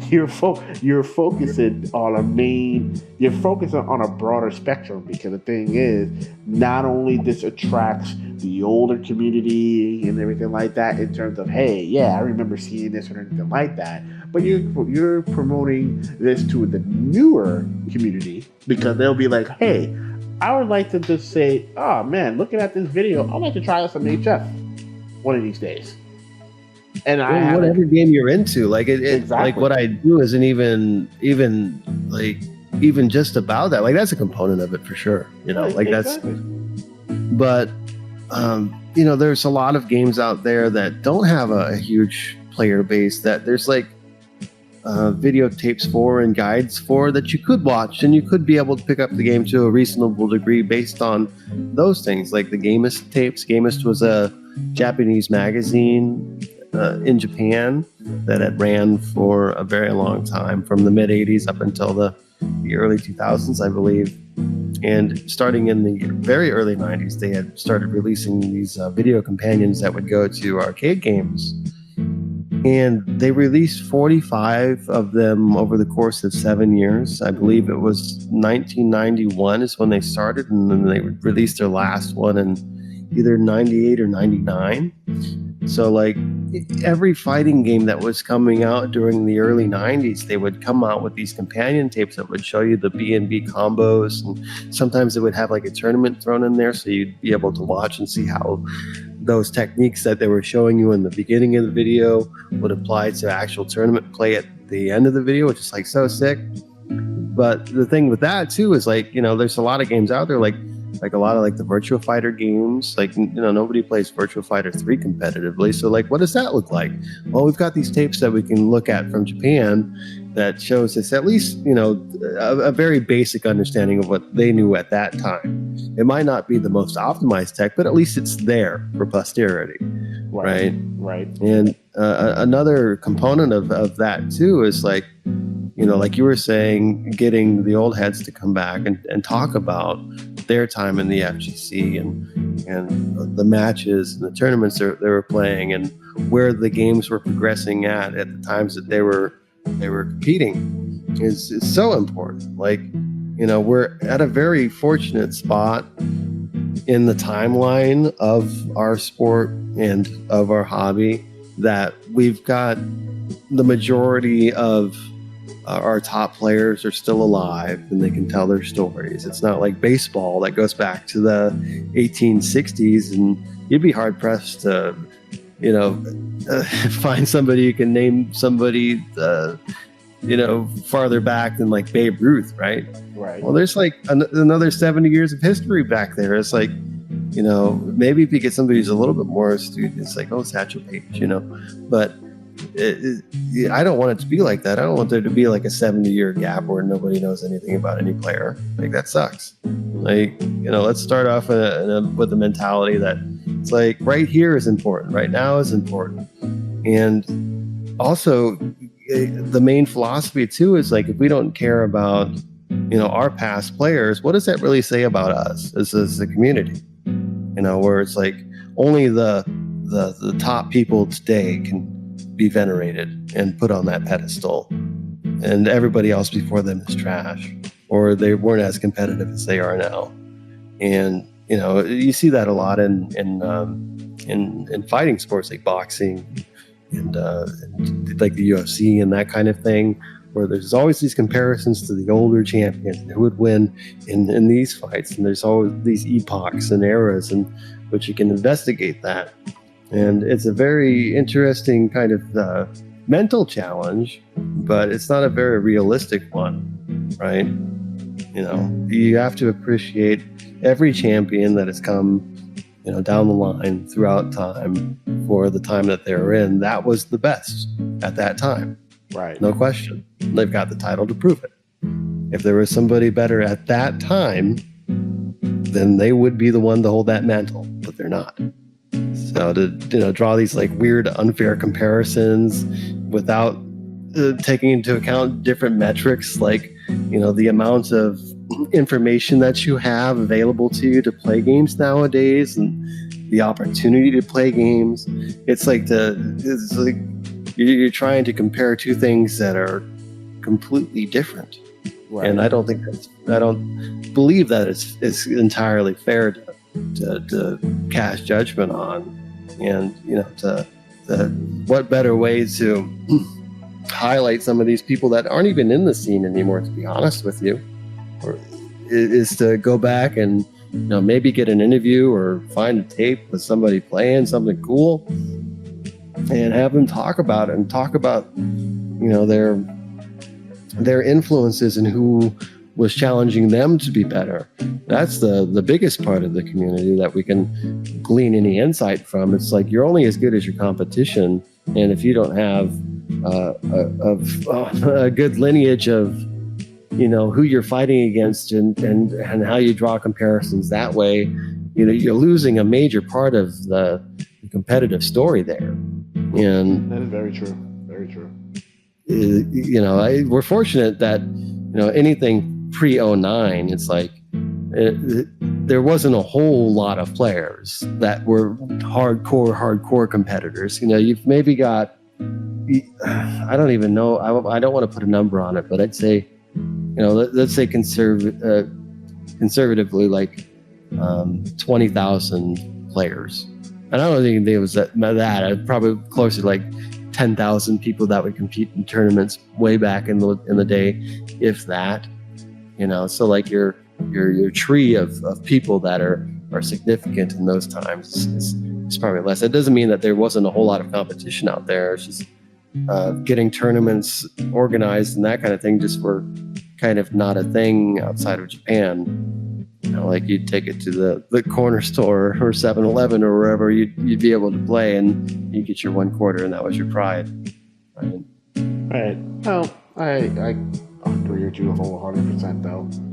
I mean, I feel like while you're in that space, I mean, what impact are you aiming for within the community anyway? It's I don't want to like leave like a huge footprint as far as like me being like, it's all about me. It's not. It's about the players and the stories that have been told, and to be able to at least like preserve them in a way that is non-biased. Especially if I get like tournament tapes where you can just watch them play and make your own judgments. I think that would be the greatest impact that I can have. It's just to provide raw data that people can interpret for themselves and create their own opinion, whether they're for or against, would be my contribution. So I'd rather there be a dialogue about it that would swing either way than have it not be even a conversation to begin with. I think that would be a shame. I see what you mean. Yeah. It's kind of more of a philosopher's take on it. Like, I would like to think that I'm just a custodian of these things that come into my possession, and I'm not of the philosophy or predilection that I need to hoard it for myself to gain, some untold value just by having something that nobody has access to. I think I'm completely opposite to that. I would like to share as much as I can while I'm here to, have people do whatever they want to with it. Like, we're in the information age, and there's a whole dearth of information of things that have happened in the past that, would be really cool to hear about. Like, even like things like this, like the old arcades and stuff. Like I get really geeked out when people talk about specific arcades that they had played at, and I've been going on eBay and like buying like arcade tokens from these arcades just to kind of like have a little piece of that. Like, I think that's kind of cool. That is pretty awesome. That is pretty awesome. I remember the days of having some arcade tokens and everything. They almost looked the exact same way like the MTA tokens back then, when I used to have those to take the bus or the train. Mm-hmm. Now that's pretty much non-existent. They're all like bills, or now you have like reload cards, and pretty much swipe them or insert them and everything. Like, right. I definitely do miss those days because of the authenticity of it. But I would say, in terms of the impact you have, it's made me very more appreciative in terms of what you're doing. And honestly, I would say there is really, really, really not a lot of people that really kind of like, do the things you do. And it's like, there's a couple. I mean, there's obviously like a ton of people before me that have done that. Like, we were talking about Psychochronic earlier. Oh yeah, of course. Bro's got like 5,000 videos of all different kinds of tournaments. His is like, it's funny because he's now releasing it, which is pretty awesome of him about that. But I'm just talking in the retrospect of what you're doing, because not only you just releasing videos, but you releasing instructional videos as well. Mm-hmm. And it's like I said, just like you said before, it's like it's more for games that doesn't have a really strong presence, but it's a really good game. Right. Or if there was a presence, like the forums that would explain the tech are gone. Yeah. Or the videos that were posted about it are gone because they were linked to something that wasn't YouTube, or if like there's like a combo sheet or something that would be like hosted on Photo Bucket, like, that's all gone. Oh man, Photo Bucket. The stability of like what you put online is not very stable. Like, there's maybe a few different places where you can have things online where you can be like, okay, at least this will be stable for a fair amount of time. But, don't trust that whatever you put on the internet is going to be there forever. Like, you're just like one data center loss away from wiping out large swaths of the internet, and it'd be like, kind of like the burning of the library at Alexandria. Like, if we just lost the internet, like, fucking crazy that would be. Just like everything just happened to be gone and you start over. How do you explain all of the, what was happening before, in the before times, so to speak, right? Yep. You don't. There's just too much of it. And, it's the same thing with this like analog medium that I work with, like VHS tapes, laser discs, and all of that. It's like, they'll store for a long time, but if you don't get them digitized and up somewhere that's relatively safe and have backups on multiple hard drives like I do, like I've got like terabytes of space just dedicated for these tapes. So like they'll live on my computer, they'll live on the internet, I'll get them put on the archive. I know that people have been asking for it. So, it'll be is like my thought of train of thought in all of this is that, the more copies that are out there, the safer it's going to be. Like, I don't care if you pirate my shit. Go right ahead, because it's usually the guy that hoards like somebody else's thing. That's the stuff that gets end up being saved, because there's somebody crazy enough to do that, right? Right. So, I'm just, like I said, like doing that same thing. I know I was back when I was in college. I didn't have a whole lot of money to watch a lot of like the classic movies. Like I was really into different genres of movies, ranging from like the 30s up until the 80s, and there was a lot of really obscure stuff that I was into at the time. Like I got really into like a Shaw Brothers martial arts kick for a long time, and I hadn't seen 36 Chamber Shaolin or any of those movies, and I was on like a quest to find them, and like Godzilla movies and all these crazy movies that were coming out in Japan. And I was like really kind of like, oh, this is like awesome, like the way that they shoot the movies and all of that. So it's like kind of been something that I've been into for a very long time. And back then, you would have peer-to-peer torrent sites where you go on, and it would be like a ratio seed where you have to upload compared to how much you download in order to stay on the site. And I ended up being like a top contributor to some of the peer-to-peer sites for like a lot of that stuff. So like I'd be like, you'd be able to put like a bounty on it where you get some of like your upload credit and say, okay, I want like 8 Diagram Pole Fighter, for instance. Right. It's another Shaw Brothers movie that's incredible. And you'd put a bounty on it, and then other people would be able to put a bounty on it. So the one person on the internet that had a copy on it would find it and upload it and get it in good quality for you. So it's like, it's kind of funny like how like things like that come full circle for you. That idea of, even though like it's all not all of it, but a lot of it is copyright material. It's like nobody's going to copyright strike me because like all of these companies that make these video game tapes ended up being bankrupt. So there's like nobody owns them. They're just kind of like floating out in space, and there's nobody's going to re-release it. There's not enough interest in it. And it's like, well, a lot of times you gain that interest by doing the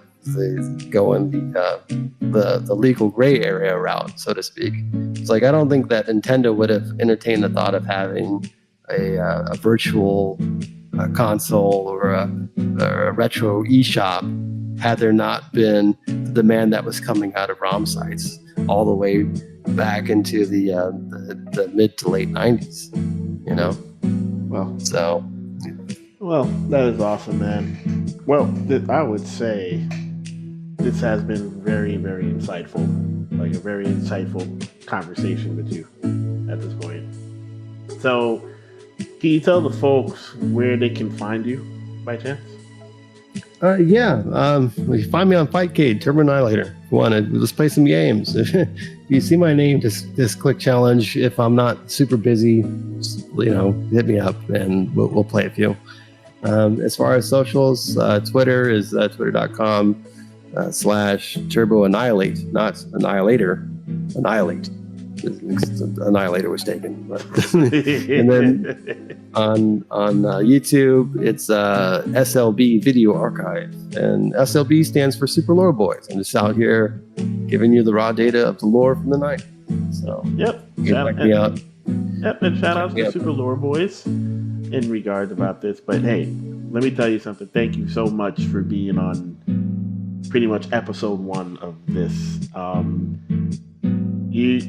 This is, like I said, like I told you, this is very new, and you have been my biggest supporter in terms of this. So I will continue to do some more episodes, which episode 2 will be soon. But all I can say is thank you again, man, and thank you for being on here again. And thank you. It's kind of against the man code to say, but you've inspired me more so than I've expressed to you, and I really do appreciate your stewardship and bringing me into the FGC and always just having a positive word for me to keep me going. It really does help quite a bit. Hey man, that's what I bring, Bram. But I bring that because obviously you're one of my closest friends, obviously. But it's like I told you, keep doing your thing, and everybody, like I said, you give this man a follow.